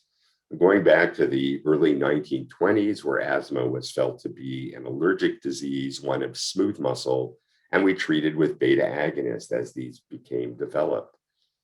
In the 1970s, there was an epidemic of asthma deaths in Wales and in New Zealand that was felt to be partially attributable to the fact that very potent beta agonists were available over the counter, and patients overused beta agonists and didn't recognize something that was coming out of Hamilton at the time, and that is that there was increased eosinophils in the airway causing inflammation. And we really had to target inflammation. If we just relax smooth muscle, then we were just allowing more inflammatory substances into the airways to propagate the inflammatory cascade. And then, of course, since the first Canadian guidelines came out in 1981, we've really concentrated on the role of inflammation. And with that, we've started using anti-inflammatory therapy very aggressively and very effectively. Mortality rates from asthma have come down dramatically since the early 1980s as family physicians embrace the early use of inhaled corticosteroids. I told you there's 2 slides I show in every lecture. This is the second one. It's from Lori Lehtinen, a respirologist in Finland, who was one of the first to publish something like this. Many of us, myself included, went on to do airway biopsies for research afterwards, but this was done clinically. To your right is what your airways look like, assuming you're not asthmatic or you're a well-controlled asthmatic. You have tall columnar cells with cilia doing the wave on top, keeping your airways clear of secretions. You can see a very thin basement membrane over here and very few cells in the lamina propria. This is a mild asthmatic. Remember, in these days, we would never biopsy moderate or severe asthmatic. You can see epithelial cell disruption. That allows cells to come into the airways, and the thickened basement membrane over here is a marker of rapid cell turnover, and you see some mast cells and you see some eosinophils in the airway. This is the same person before and 3 months after getting a moderate dose of inhaled corticosteroids. Inhaled corticosteroids, to this day, they came out in 1972. To this day, they are the only thing that have been shown to heal the mucosa. Unfortunately, they don't cure the disease. So if this person would stop inhaled corticosteroids, within 2 months, they would look like this again. So inhaled corticosteroids have been, continue to be, and for the foreseeable future, I think, will be first-line therapy for asthma. I could show you this in adults, but I think it's much more powerful in children to show you why if you snooze, you lose in asthma. These are virgin asthmatics. What I mean by that, they have never seen an inhaled corticosteroid. None are over the age of 7, and they've had symptoms anywhere from less than 2 years to greater than 5 years before they were initiated on inhaled corticosteroids. On the y-axis, you can see the increase in FEV1, the annual increase. And what is clearly seen is the longer you wait between symptom onset and initiation of inhaled corticosteroid therapy, the worse the outcome in terms of improvement in lung function. The airways do something we refer to as remodeling. It may be protective for patients who are not being treated for asthma, but what it does is it leads to permanent scarring, so you can never get back to a normal lung function, which is what we want in our patients with asthma. So despite the fact that inhaled corticosteroids should be the primary therapy for asthma, what you can see in this study from Klaus Rabe in Europe, looking at many European countries, orange are patients on regular inhaled corticosteroid, and green are patients on regular short-acting beta agonist, from intermittent asthma to very severe asthma. And you can see the ratio was completely wrong. We would want to do it the other way. So that brings me to the paradoxes of asthma therapy. If you have somebody with hypercholesterolemia, you would never think of waiting for them to have their first heart attack to say, yeah, I think it's time we start treating your cholesterol. You say, we know that treating hypercholesterolemia and hypertension is going to reduce your risk of having stroke and heart attack down the line. So let's start now. And yet in asthma, even though I showed you that in very mild disease, you have airway inflammation, we start off by treating just with a beta agonist. Say, here, take your salbutamol, which is the most common drug used, anytime you like it. And if you're using it too much, we'll talk. We give patients autonomy. They take drugs when they feel they have asthma, when they feel they have symptoms. Then as they get worse, we step up to regular use of inhaled corticosteroids, and we say, don't use that salbutamol, even though this is the medication patients have perceived as benefiting them the most. There's some different safety perceptions between long-acting and short-acting beta agonists that I'm not going to talk about today. Although inhaled corticosteroids are the best drug and the most efficacious drug for asthma, a little goes a long way, but a lot more doesn't help that much. You can see here that at relatively low doses of inhaled corticosteroids, you get quite an impressive symptomatic and physiologic improvement. But then you can give much higher doses and get very minimal future benefit, but you start to get systemic absorption and the potential for adverse effects.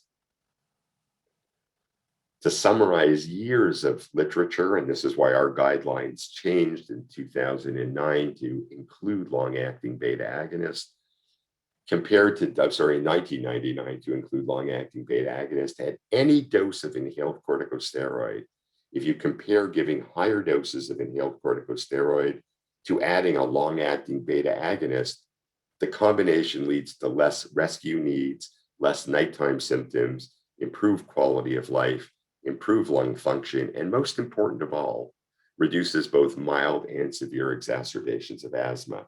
So that's why ICS-LABA combinations came prominently into guidelines in 1999 and have continued to play a prominent role in therapy of asthma. The next question is, well, they're so great. Can we use them both as maintenance and also use them as a reliever? And this is how we evolved again with asthma therapy as we started bringing in LABA therapy in the late 1990s. In the early 2000s, we started using single inhaler therapy, or SMART therapy, which stands for single maintenance and reliever therapy. You can use the same drug both as maintenance and relief. Now, at first, I didn't believe this was going to be useful. I'm going, why do patients need extra doses of inhaled steroid? And why do they need a long-acting bronchodilator? Now, remember, if you do this therapy, your long-acting bronchodilator has to also be fast-acting. So formoterol is a long and rapid-acting beta agonist, whereas salmeterol and vilanterol, both excellent drugs, can't be used as relief because they take 20 minutes to work. So Klaus Rabe again did the study that convinced guidelines that smart therapy should come into guidelines. Something called the SMILE study. I never know where these names come from. Everybody got the exact same dose of budesonide and formoterol, very low dose, 1 puff BID. Group 1 used terbutaline, a short-acting beta agonist for rescue. Group 2 used formoterol, a long-acting but rapid-acting beta agonist as rescue. And group 3 used extra puffs of budesonide formoterol as reliever. And what you can clearly see here is the patients who used a long-acting beta agonist as compared to a short-acting beta agonist had a statistically significantly reduced time to severe exacerbation, 27% reduction. But the patients who were getting an inhaled steroid as well had a 45% reduction, and this was also statistically significantly superior to using just the formoterol alone. So this is the first time that this was demonstrated, and this has come into guidelines now for the past 10 years or so.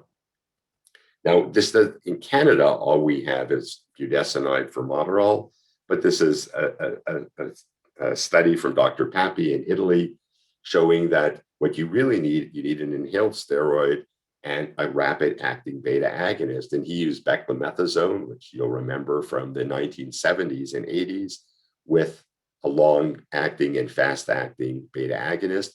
Other people have done this with beclomethasone and salbutamol, showing again, taking the right dose at the right time decreases exacerbations. Now, we've given patients action plans, and we used to come up with cute titles like Double for Trouble, as I'll show you in a second. And what I wonder is, there are risks to letting patients manage their own disease. And this is from the old days, is Martin Partridge in the UK, who does a lot of real world trials. This is when we used to tell patients double for trouble, meaning double up your inhaled corticosteroid when you start getting symptoms.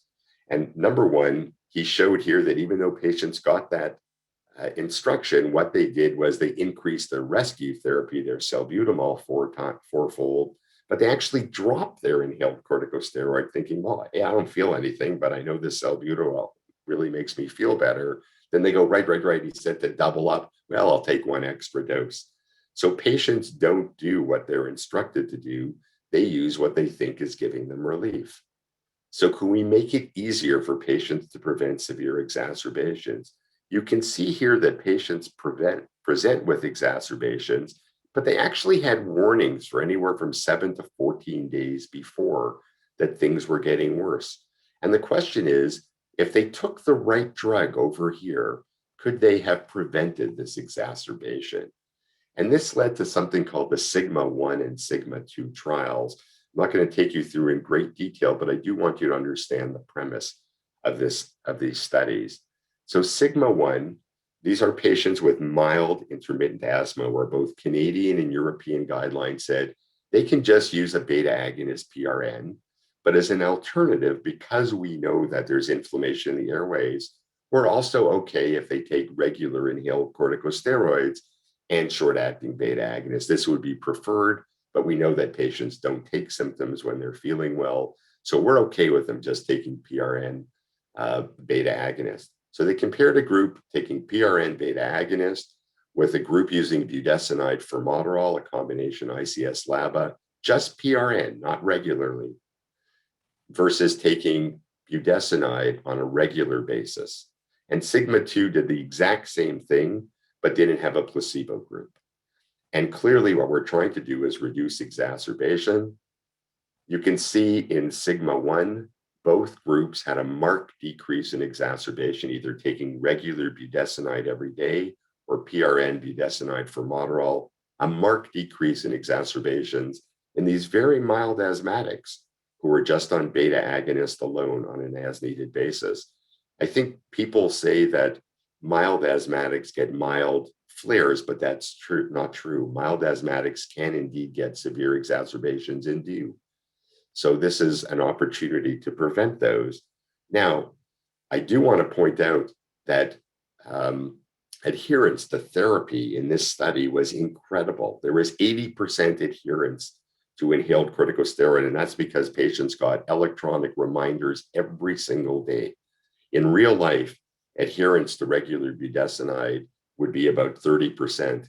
So this is greatly overestimating how good inhaled corticosteroids are, yet you see even patients taking them regularly compared to patients taking an ICS LABA just on a PRN basis did exactly the same. And the same was true with Sigma-2, where there was no difference between PRN budesonide formoterol as compared to regular budesonide therapy. And you'll say, okay, that's wonderful. These patients are getting reminders. This is a controlled clinical trial. What happens in real life when patients don't do what we ask them to do? So Richard Beasley in New Zealand addressed this with the Novel Start trial, which essentially is the exact same thing as I just showed you, but patients did not get reminders. So they were allowed to, even though they were told to take budesonide on a regular basis, adherence wasn't nearly as good. Patients took budesonide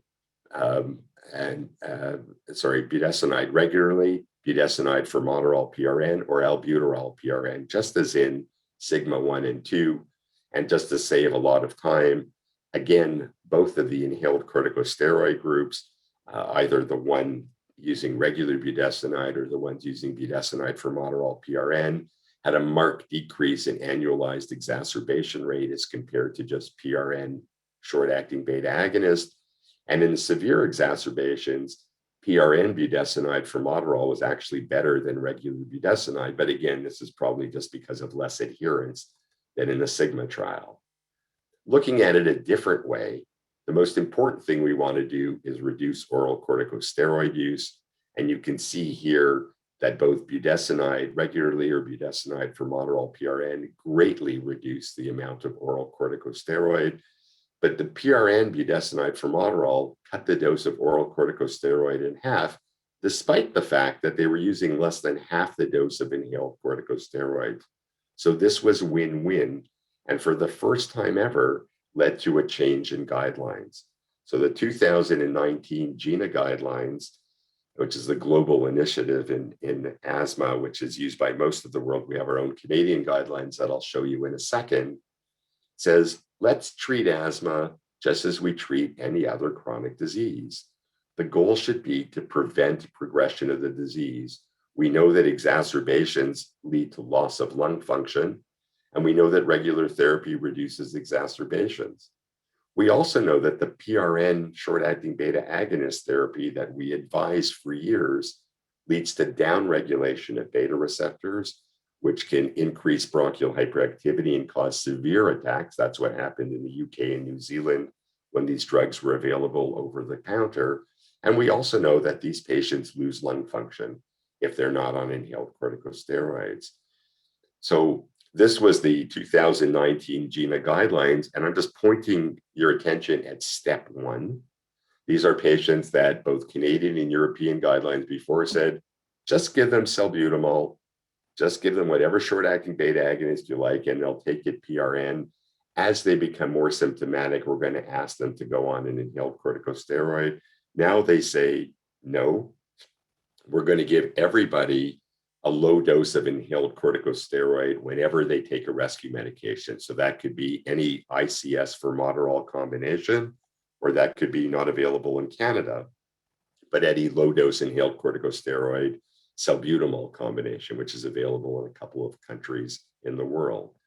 We then step up to regular use of ICS or ICS combination therapy as we go higher. And I'm not going to talk about steps 4 and 5 today, although we'll take questions later. So this is a dramatic shift in the way we've treated asthma. This was the first major shift, as I said, since the first guidelines came out in 1989. So I want to change focus a little bit before wrapping up. I want to talk a bit about the use of oral corticosteroids that we think isn't terribly harmful. Now, admittedly, this study was done in more severe asthmatics where 10 specialists, each seeing at least 5 severe asthmatics a month, were asked to pull 4 from their practice that met the guidelines of saying they were not controlled with all of the comorbid factors addressed and on maximal inhaled medication therapy. And they averaged about 2 exacerbations per year. With that, they got oral corticosteroids. And with oral corticosteroids, you get numerous side effects. We used to think this was just in chronic therapy, but we know that intermittent therapy leads to all of these things: increased anxiety and depression, cataracts, glaucoma, high blood pressure, osteoporosis, even a risk for adrenal insufficiency. Because of that, we've looked for alternatives for oral corticosteroids. And now this is one picture from a very good review article from Elliot Israel in New England Journal of Medicine 4 years ago that I would encourage you to read. It's a very nice summary where they divide inflammation into 2 parts, what we call type 2 inflammation or non-type 2 inflammation. The majority of asthmatics, probably about 80% plus, have type 2 inflammation. You would recognize those people in your practice by patients who have high IgE levels or have high eosinophils in their peripheral blood. Sometimes the high eosinophils in peripheral blood might be masked by getting oral corticosteroids. Then you would find it in sputum, which isn't available to most of us. The minority of asthmatics have non-type 2 inflammation. We don't have good therapies for this group. We sometimes use things like chronic azithromycin as an anti-inflammatory or bronchial thermoplasty. I'm not going to talk about that group today. I'm going to talk about this group where we now have a number of monoclonal antibodies blocking IgE, blocking IL-4 or IL-5 and IL-13, and I'll show you those in a second. I think we have to talk more about oral corticosteroid stewardship. It's increasingly clear that even intermittent bursts of oral corticosteroids are harmful on bone, on the adrenal gland, and other parts of the body. And many of the patients getting 1 or 2 courses of oral corticosteroids per year, in fact, have type 2 inflammation or eosinophilic inflammation, and biologics would be beneficial. So if you have patients with asthma that you're giving prednisone to once a year or certainly twice a year, those patients, if they have any eosinophilia or high IgE, should be referred to specialists to benefit from biologic therapy. Everything that I've talked about to this point, I need to talk about with patients. My patients are not going to take regular therapy if they don't understand what the goal of therapy is. It's easier to get patients to take antihypertensives or or cholesterol lowering medications because you can use, I guess the carrot and stick would be that if you don't take these, you're going to get a stroke, you're going to have a heart attack. Even then, adherence rates are only in the 35 to 50% range. In asthma, where patients don't believe there's any harm to having asthma symptoms, you can imagine it's that much harder. So I review parameters of control. I make sure patients understand the role for the various medications. They all have written action plans. I empower patients to adjust their therapy with those action plans. And this has been demonstrated to improve quality of life and decrease hospital resources. I told you I would share the analogy I use with patients. You'll think as corny, but patients really embrace this. I talked about the idea that asthma is a fire burning in the airway. I got this idea many years ago when there were the fires in Kelowna. This is a picture of Kelowna. Patients obviously aren't going to know they shouldn't be adding pro-inflammatory substances, allergens, smoking, etc., as gasoline on the fire. This was actually a picture seen in the forest, extreme fire hazard, don't even fart in the forest. But my patients continue to sleep with their cats. I try to get the cats out of the bedroom. I don't think anyone would sleep with this cat. That scares me. If they don't remove the gasoline from the fire, just like Kelowna look at the end of or they'll plant trees here, and maybe your great-grandchildren will see big forest in Kelowna again, but that's not happening in our lifetime. We obviously don't lose trees with asthma, we lose lung function, and we lose it permanently. If patients are not on inhaled corticosteroid, Every time they have a flare, they lose lung function prematurely and permanently, which is why if you compare asthmatics to age-matched peers, they have lower lung function, and that progresses from the age of 18 to the age of 80. And as I said, you'll think this is corny, but my patients will frequently come to me and go, "How's the fire, doc?" So they understand this analogy, and they're more likely to take their medications. I'm part of the Canadian Asthma Care Centers, and we've shown that if patients get asthma education from certified asthma educators, there's a 67% reduction in time missed from work, or 71% reduction missed from work for parents of children who have asthma. So to summarize, there's two components to asthma. There's reversible airflow limitation that we've known about for well over a century, and we've treated with short-acting and long-acting beta agonists. But the thing driving asthma is airway inflammation, mostly eosinophilic inflammation, and our therapies are targeted to reducing eosinophilic inflammation. As I said, you would never think of putting out a fire by pouring gasoline on it, but our patients will sleep with their cats or continue to smoke, or probably the worst thing ever, the thing that I see in Toronto, downtown Toronto, are the cats that smoke. Very, very bad for asthma, and that's the first thing we have to get rid of. I promised I'd end with the new Canadian guidelines. We weren't quite as brave as the Europeans. We said we can still use the occasional SABA or budesonide for Moderol, and they were sort of wishy-washy about saying, yeah, for patients who never have had exacerbations, I guess this is okay. I was disappointed. I was hoping that they would go on to saying anytime you need a beta agonist, you need an inhaled corticosteroid. But I want to point out how I started, and that is confirm the diagnosis. Your patients will not do well if you're treating the wrong diagnosis, or they're subject to harm from medications if you're treating the wrong disease. We start with environmental controls education about medications. I think everybody should be on an inhaled corticosteroid based on what we know from biopsy studies. They can be intermittent for mild asthmatics or regularly for moderate to severe asthmatics. We then add on long-acting beta agonists, possibly long-acting anticholinergics, or in a subset of patients, leukotriene antagonists. And for that 5 to 10% at the top with severe asthma, we now have 5 effective biologic therapies with more on the way for asthma, targeting different things. So I would encourage you to identify those patients.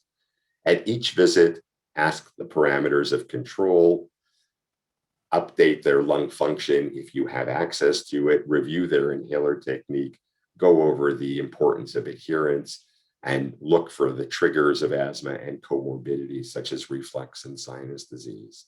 So I'm going to wrap up that formal portion of my talk. As I said, it would be 45 minutes. I want to thank you for your attention. I'm sure it's hard listening to the third of 3 consecutive lectures. I'll stop sharing my screen and turn it over to Tony for any questions. Thank you very much, Myra. That was, you came third, but, most of us are still very alert, very engaged. And thank you for that really important and practical information. First question is, what is the false negative, false positive rates for methacholine tests? Yeah. I have had some patients that have had documented positive spirometry for asthma, only to have a referral for a methacholine challenge, question mark why. I had a positive spirometry only to have referral years later for methacholine, and it was negative.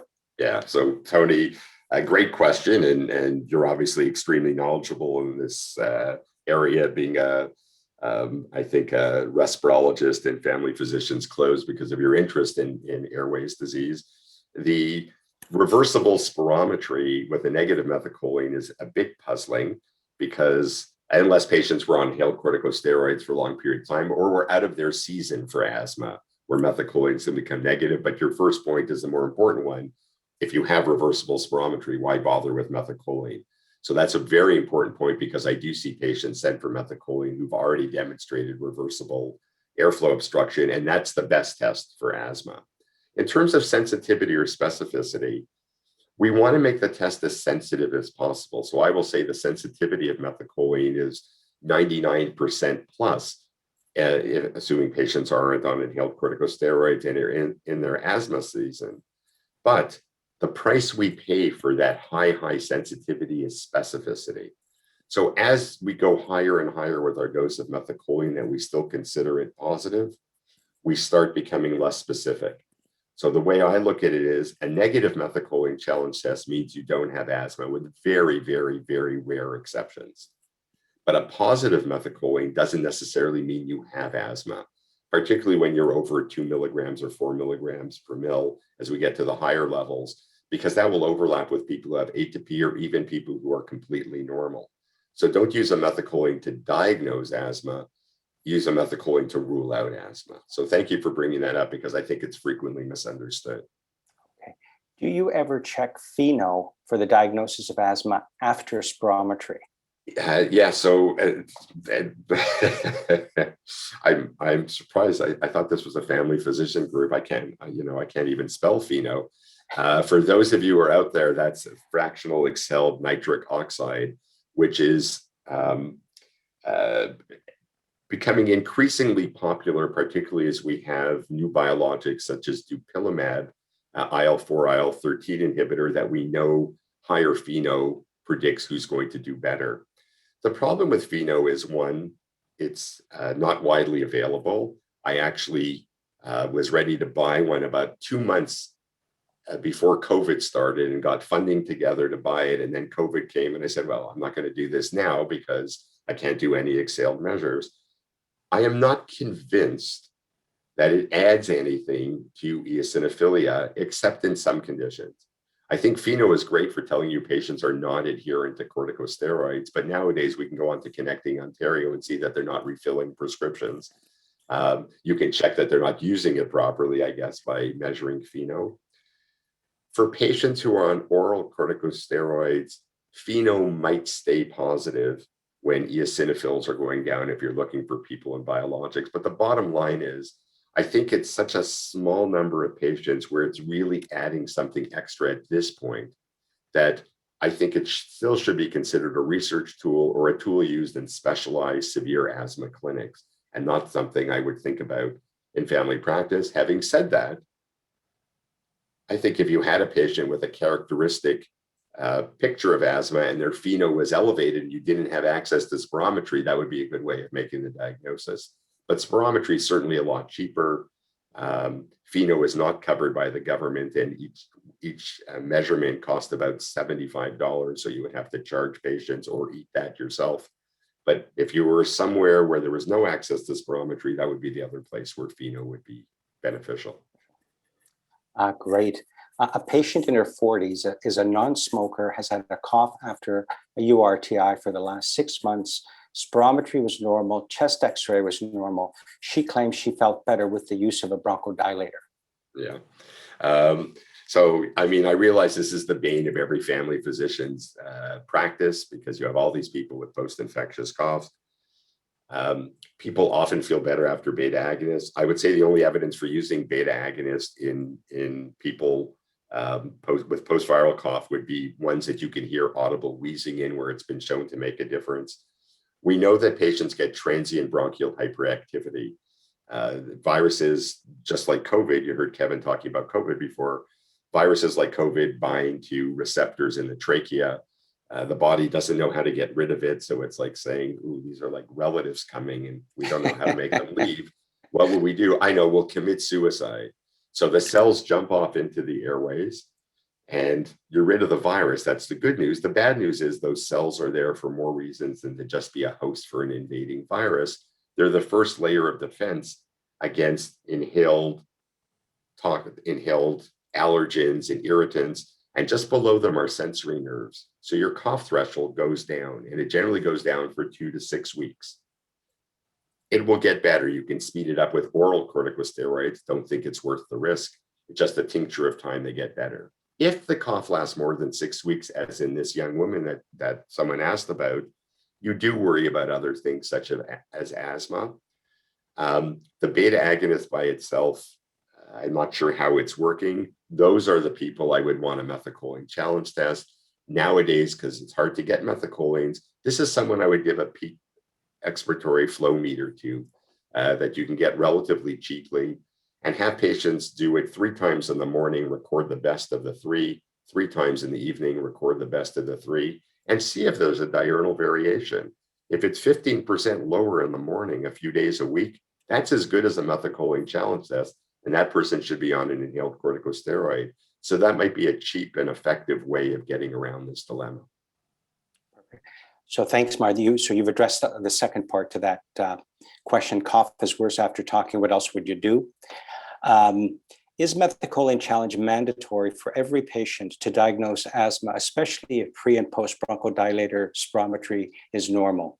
Yeah, so so it's only if pre and post bronchodilator. So I think it's very, very important that if you have, I mentioned this before, I'm going to reiterate it because I do think it's important. If you have spirometry showing a reversible obstruction, that is asthma, full stop. You don't have to do anything else. It's only for those patients that had post-viral cough with normal spirometry, the person that you're convinced has the disease from their symptoms and spirometry is normal. Those are the patients that you want to do a methylcholine challenge for. Perfect.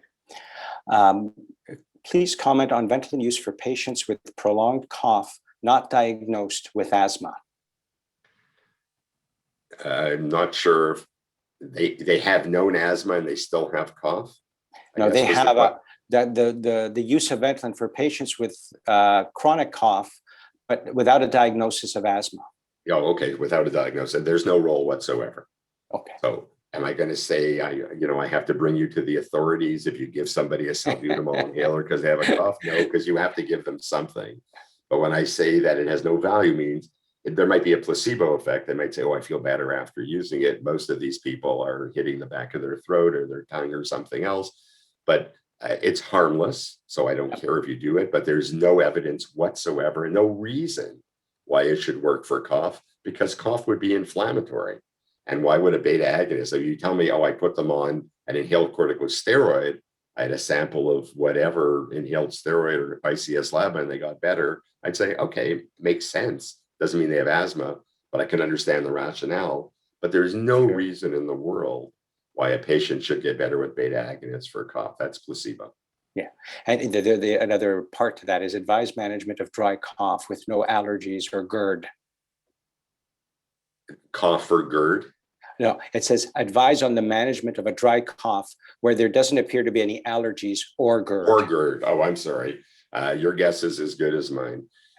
So I look, I know this. There's no talk I've ever given on anything related to any lung disease to family physicians where 48.7% of the questions aren't about chronic cough, because I know that's exactly what you get. And eventually I get them as well. Luckily, they generally, as I said, take 2 to 6 weeks to get better. My waiting list is usually 6 to 8 weeks. So usually an hour after they walk through my door, they're cured. I take full credit for it, but really all it was a tincture of time. So there is no good therapy for chronic cough. I shouldn't say that. There are some medications right now that are being looked at to block certain cough receptors in the brain that are now in phase 3 trials. Merck has one that's being used for chronic cough. So we might have other options. But the bottom line is I go through the list. I see too often patients getting a trial of an inhaled corticosteroid, a trial of a nasal corticosteroid, and then a trial of a PPI, because you know that the 3 most common causes of chronic cough are asthma and upper airway cough syndrome and reflux. The recommendations are not to do that. I mean, if you're in a place where there's no testing available, it's okay, I guess, to try an inhaled steroid and a nasal steroid. There's no role for using PPIs. I think I'm seeing more and more of this in family practice, in specialty practice, ENT practice, where patients say, oh, it might be reflux. If you don't have symptoms of reflux, you don't have reflux. And if you think they still might have, then you have to send them for testing. But so our general route is we go through the algorithm. Do they have nasal symptoms? We do spirometry pre and post. If all else fails, if you want to test them for reflux, there's specific testing that can be done.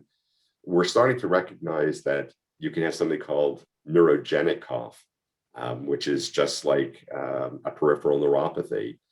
Patients, generally, there's questionnaires developed out of the UK that you could use that talk about Patients feel as if there's a tightness in their throat. If they wear a tight jersey, it triggers them coughing. So there's these questionnaires. And for those patients, we use things like gabapentin, as you would use for peripheral neuropathy. That is not a drug without its own side effects. But I have patients refer to me all the time who've had cough for months to years. And if I rule everything out, I will go ahead and give them a trial of gabapentin, generally starting at 100 milligrams, increasing by 100 milligrams each day in TID, splitting up to a maximum of 900 milligrams TID, pretty big dose, or stopping at whatever controls their cough.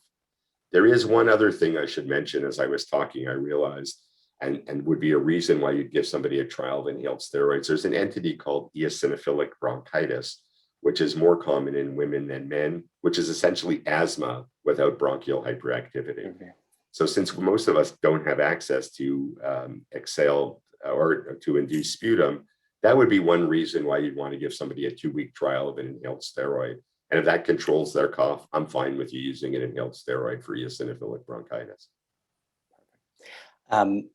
Thank you very much. If a patient has pollen allergies, is a methylcholine challenge test more appropriate in the summer, or does it not matter if the test is done any month of the year?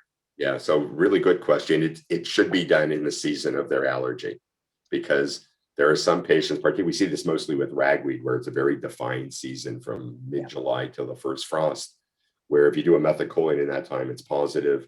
And if I do it in December, it's negative. So ideally, if you think their symptoms are being triggered by a specific allergen, the methylcholine is best done during that season. It might be positive year round, but you'd hate to have a negative one out of season just to have to repeat it. So if it's possible, you would try to do it during the season. What is the place of leukotriene receptor antagonists? Yeah, so I don't know. And that's the problem. I'll think of we know how they work. As a matter of fact, I spent my formative years when I was doing my fellowship in Ann Arbor doing arachidonic acid metabolites in alveolar macrophages from asthmatics. So arachidonic acid metabolites are where prostaglandins and leukotrienes came in. So I was fascinated when this was shown to have a role in asthma, which is what our research showed. But then when medications came in to block those receptors, the problem was initially this was being compared to placebo. And compared to placebo, they were awesome. But when you compare them to inhaled corticosteroids, which are our first-line therapy, they were never as good. And that's why guidelines continuously said inhaled corticosteroids. Now, we all have patients where we've put on, nowadays, the only one available is Montelukast or Singulair. We all have patients where we put on these drugs, and it was like, oh my God, I feel completely different. And you go back and you go, wow, I wonder why that person did so well, because they look exactly like the person I gave it to yesterday that said it just gave them bad dreams. So who are the people that I think about it?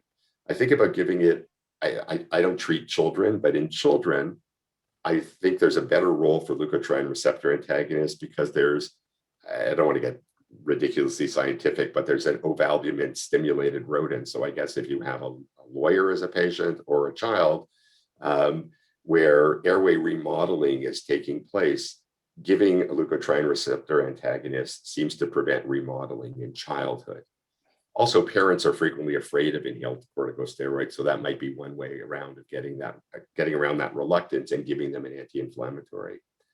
Works well for exercise-induced bronchoconstriction. So in adolescents who really don't want to take any medications, they don't mind taking a pill, I might put them on a leukotriene receptor antagonist.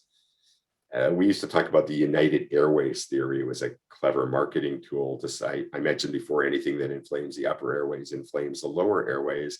Seems to work best in patients who have a lot of upper airway allergic symptoms and asthma.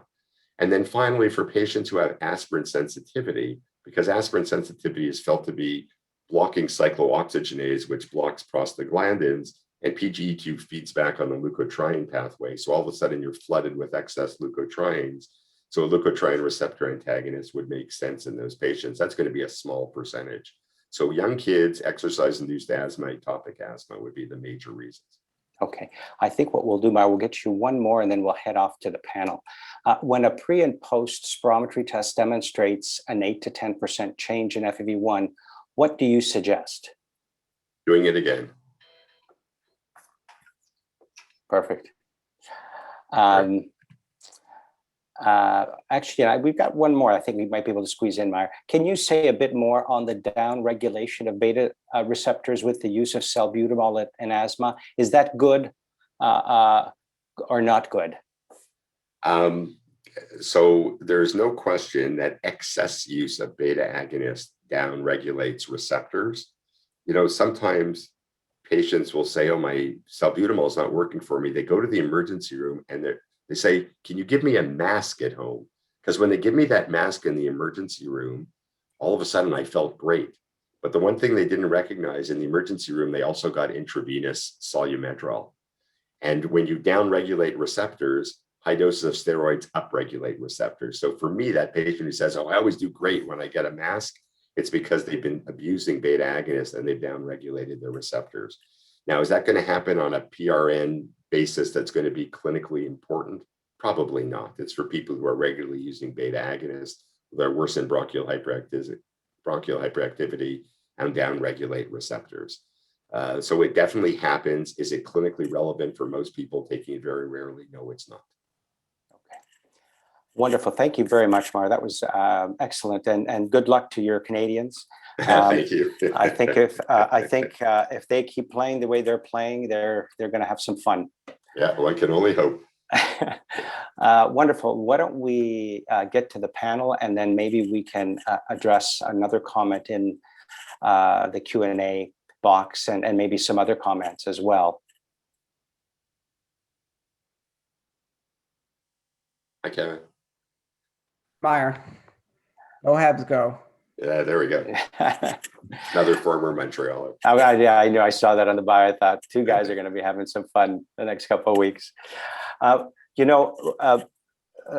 what I thought I'd ask you, but from what you've seen over the last year, what kinds of research do you think is going to emerge moving forward on the respiratory side that you think might be important for primary care docs to know?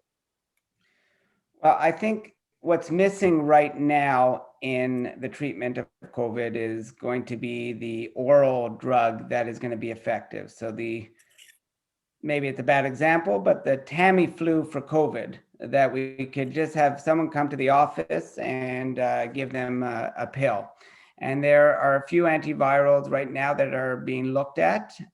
So there are two in particular that are being looked at in outpatient studies. So I think that's one area that's going to be very active in research. So looking at the oral antivirals. And then the second one, I think we're still looking at repurposed drugs to see if there are any other repurposed drugs that maybe could be beneficial. And so there are studies ongoing still. We talked about budesonide. There's studies ongoing with metformin. There's some other trials ongoing with some other oral agents that are antioxidants, anti-inflammatories, which maybe will be useful. But I think we need an oral drug that can work in that quick viral replication stage. From what you've seen, Kevin, you mentioned the STOIC trial, and you highlighted some of the really exciting data that's come out of it. Moving forward, how do you see us sort of building on that information with new research? Yeah, so I think the STOIC and Principle are two good studies that have come out, and the latter one seems to be a larger, well-done study, and the published results was kind of an interim analysis. So we'll wait and see for the final published results. So I think obviously getting an inhaler that will work would be helpful. During the break, I was asked the question, is anyone doing combination with budesonide and formoterol together to see if they would work? And during the break, we were only able to find one study that's being done right now. And it's a single center study. It doesn't seem like the the highest quality study. So it doesn't look like anyone's looking into it right now, but maybe looking at our inhaled therapies to see if they could decrease the inflammatory response before people get sick. Okay, thank you very much. Dr. Perdiz, we have a comment. It would be interesting to have a longitudinal study to determine if lung cancer is found earlier with increased screening. Yeah, certainly. That would be excellent. I'm hopeful, now that we have these pilots and the screening in Ontario, we have excellent provincial-wide databases through like ICES and through diagnostics and stuff. So this kind of thing will be able to be looked at, which is really exciting. One of the things I found interesting about those two landmark trials that you referred to was, the findings. I wonder, would you be able to comment on, over the time period that, or over the age range of patients studied, when they looked at age quartiles, did they find any particular difference in either stage of disease or likelihood of detecting disease over that time period? Or was it for different ages, you mean? Like in different, for different ages? I don't know. I'd have to look into that specifically. I don't recall that there was, but I'd have to actually go back and look at the studies. I'm not entirely sure if there were certain age groups that were at higher risk compared to others. Yeah, well, I guess the reason I asked that is because I keep going back to, certainly in primary care, we're kind of drawn to trying to get at things early. Yeah, absolutely. And I think you did allude to the point in your talk that that there may be actually some value for some patients in going beyond those current recommendations. That's partly why I asked that, because I wondered about that, because most of us are used to screening most of our patients ongoing. Yeah, certainly. And there's certainly other studies that have done that. And I know that there's not necessarily a general consensus about the 3-year, CTs, low dose CTs, because you do detect cancers after that as well. And within that landmark NLST trial, like the incidence didn't go down between the years, kind of alluding to the fact that maybe ongoing screening might be something that would be beneficial, but that also needs to be weighed against, like we said, the risks of overdiagnosis, biopsies, and then as with any public kind of policy, costs, like what are the life year costs or savings that we get by doing screening? What are the costs of the actual screening itself? And so all of that kind of from a public policy needs to be weighed out. I remember in the very early days, there was talk about, around the issue of screening. Once they found that low dose was an option, then the concern around side effects became less of an issue. Now that it's been around for a while, what are your thoughts about if some of us do decide to screen more frequently? And one of the questions our patients are going to ask us is, it safe for me to be getting these CT scans on whatever frequency we decide? What can you tell us about that? So I'd have to look at like what the total dose is from the CT perspective in terms of radiation, but I think that the risk is probably quite minor when weighed against the risk of the lung cancer itself from smoking exposure for such a long period of time. Like the actual radiation dose from a low dose CT is very, very small, and at the ages that the screening is happening, patients aren't as risk from radiation induced cancers. So, those are the kinds of things that happen many, many, many years later. And we worry about when we are scanning our 20 and 30-year-olds, frequently, not so much our 75-year-olds. Okay. This is a question for the group. Could the speakers please comment on the use of ivermectin in COVID? I guess that would apply more to Kevin and maybe Meyer. Yeah, I was hoping Meyer would answer, but yeah, ivermectin has garnered a lot of interest in the treatment of COVID, and understandably so. It's readily available, it's inexpensive, it's easy to take, it's well tolerated. And there's some theoretical possibilities that it would work for COVID. So I think there's a lot of excitement, especially in countries where you can't get access to more expensive more difficult to administer treatments like the monoclonals, that ivermectin would be an easy solution.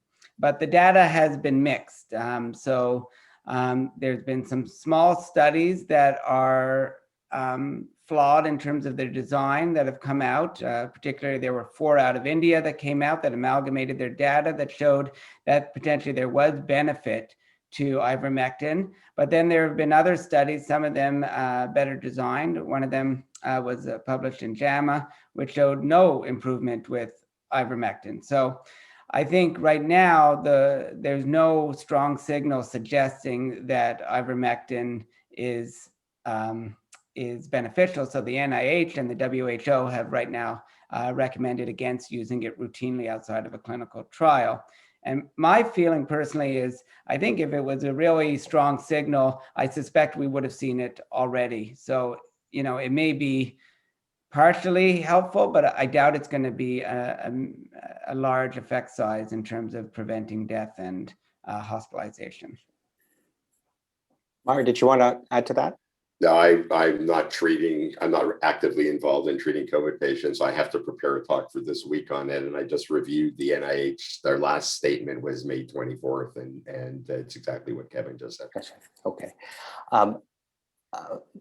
Another question, there's a lot of talk around immunizing children with HPV vaccines and the positive benefit that may be having on upper airway squamous type of cancers. Can you comment, Dr. Pedrides, on what your thoughts are around that issue as it might relate to lung cancer? So lung cancers are typically not HPV associated or P16 positive. So this would be more in keeping with the head and neck cancers. Certainly, though, that would be, it was a large argument to have young boys vaccinated as opposed to just women when the initial vaccination programs were rolling out, because we do see these head and neck cancers in young men squamous that are P16 positive. Now, I'm certainly not a head and neck expert, but vaccine to prevent, that type of disease would be is something that I would certainly advocate for, not from a lung perspective, but from a head and neck perspective. Okay. Yeah. What is the role of vitamin D in COVID prevention? Also, any association with vitamin D deficiency and asthma for either of our respirologists or anyone? So I'll do the asthma one. I'll leave vitamin D in COVID to Kevin, who knows more about these things than I do.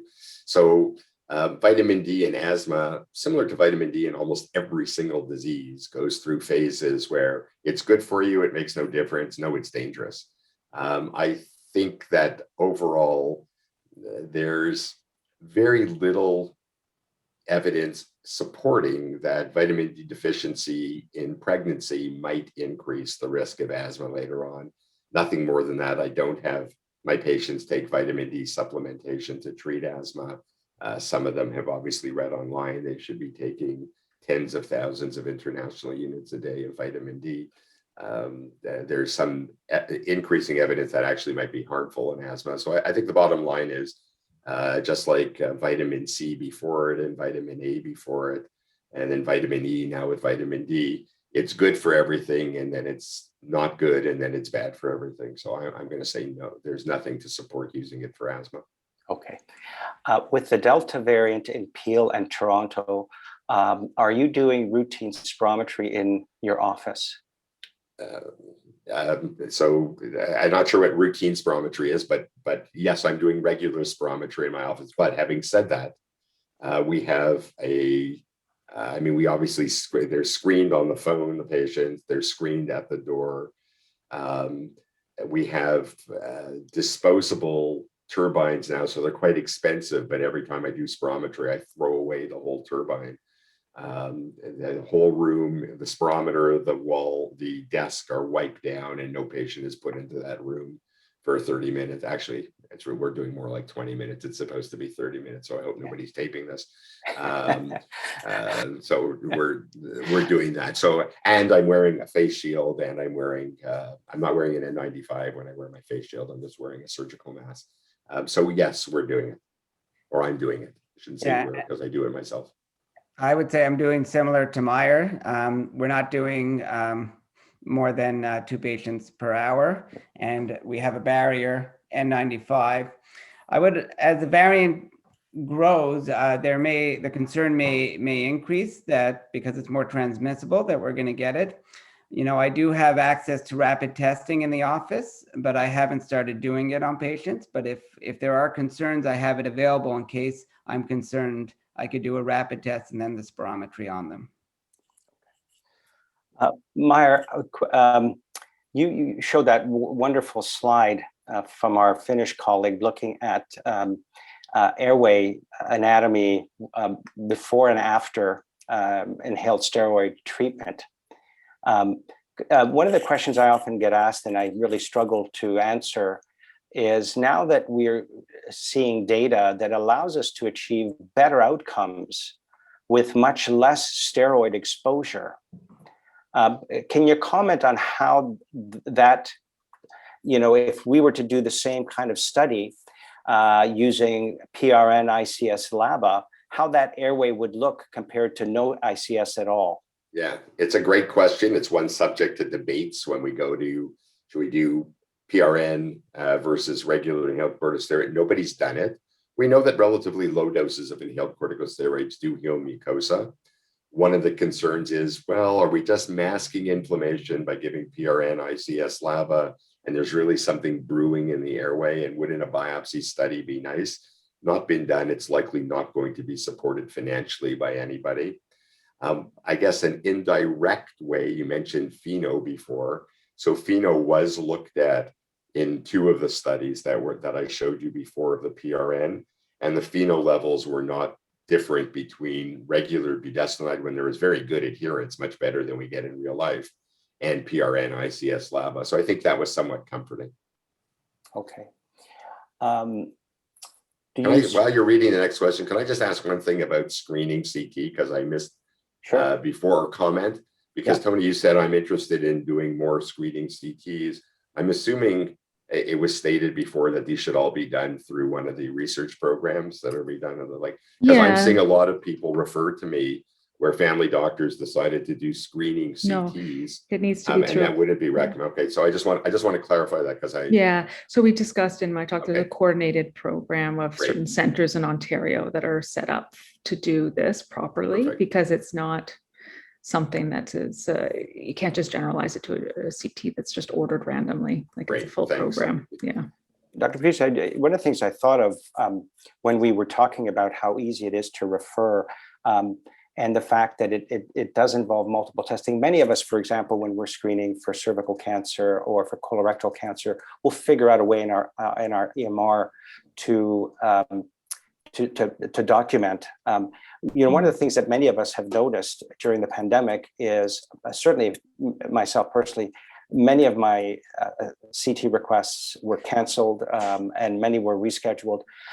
From what you guys have learned from implementing the guidelines on screening, what advice could you give family docs in terms of this seamless strategy, if it exists, to make certain that following up lung nodules can be a nightmare?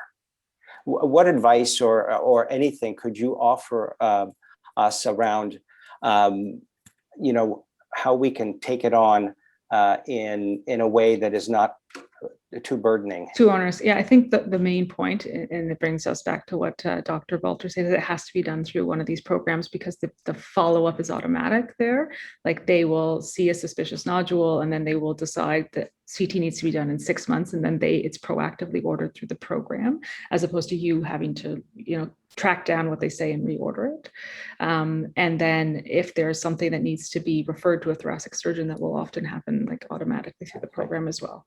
So that is really the key piece, is that it has to be done. And that's why it took so long for those trials that I discussed were 10 years old, right? Some of them. And that's why it took so long to roll out within the provinces, simply because we had to organize screening so that it wasn't just this ad hoc people ordering scans and not knowing what to do with the results. So, because there are multiple incidental findings, as well as, these teeny nodules that we'll see in 30% of patients. So certainly the most important thing is to go through a coordinated program.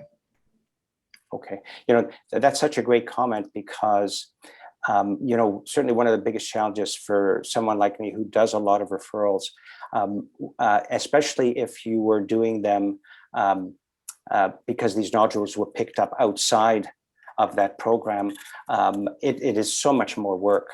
And I think it's important for us to really highlight to our colleagues that once they're in the system, it is much easier for them to be followed very thorough, almost identical to the Ontario breast screening program, which is a wonderful program. Here's another question. Do you screen patients with rapid antigen tests prior to spirometry? If not, why not? Kevin said that he has access to it. I don't have access to it and I can't afford it.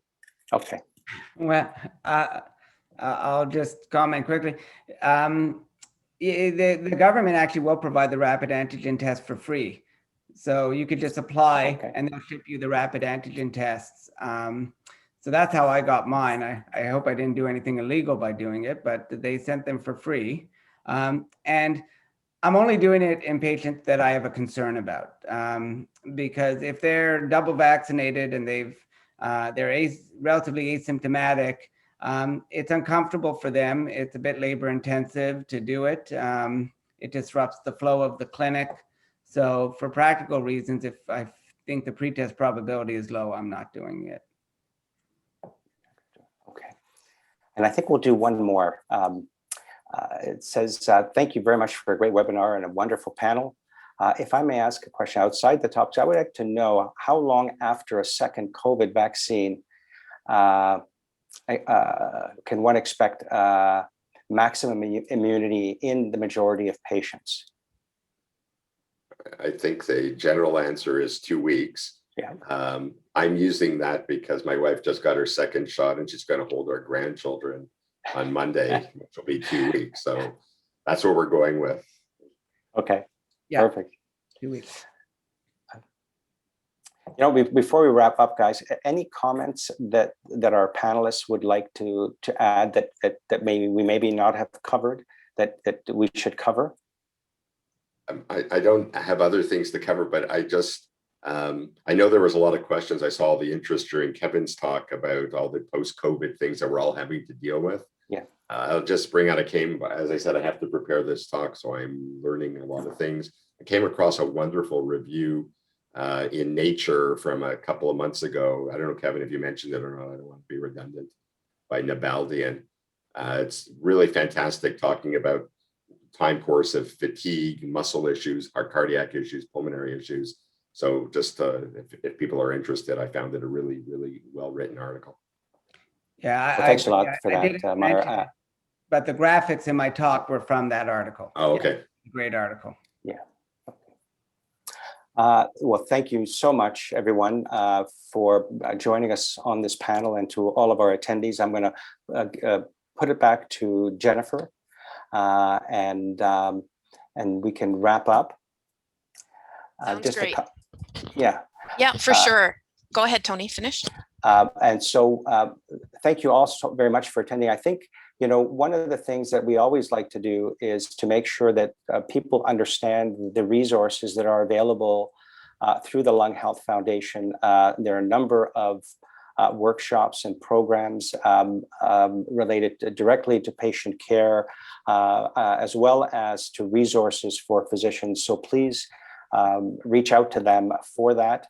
And you will be getting an email highlighting what you need to do to claim your credits. And with that, I will thank everyone very, very much. And we hope to meet again on another occasion, and enjoy the rest of your day. So thank you, Dr. Druzo, for wrapping things up. I'll just say to the participants, you're going to see a very quick poll on your screen in a moment, just 2 short questions. If you could take time to give us that feedback, and then after this webinar, you'll get a link to the formal evaluation. So please take a few moments to complete that and give us your feedback. We definitely would appreciate to hear from you how you thought today's session went. I saw all the positive comments in the chat and very happy to see that. So Dr. Paradize and Dr. Sanders, Dr. Balter, thank you so much for your engaging and very informative presentations, and Dr. DeRuzo for bringing to the table your excellent facilitation and moderation skills. So it's been so great to be here. So thanks everybody. We will, yes, again, hopefully see you all again very soon, and enjoy the rest of your weekend. Take care. Bye-bye. Bye.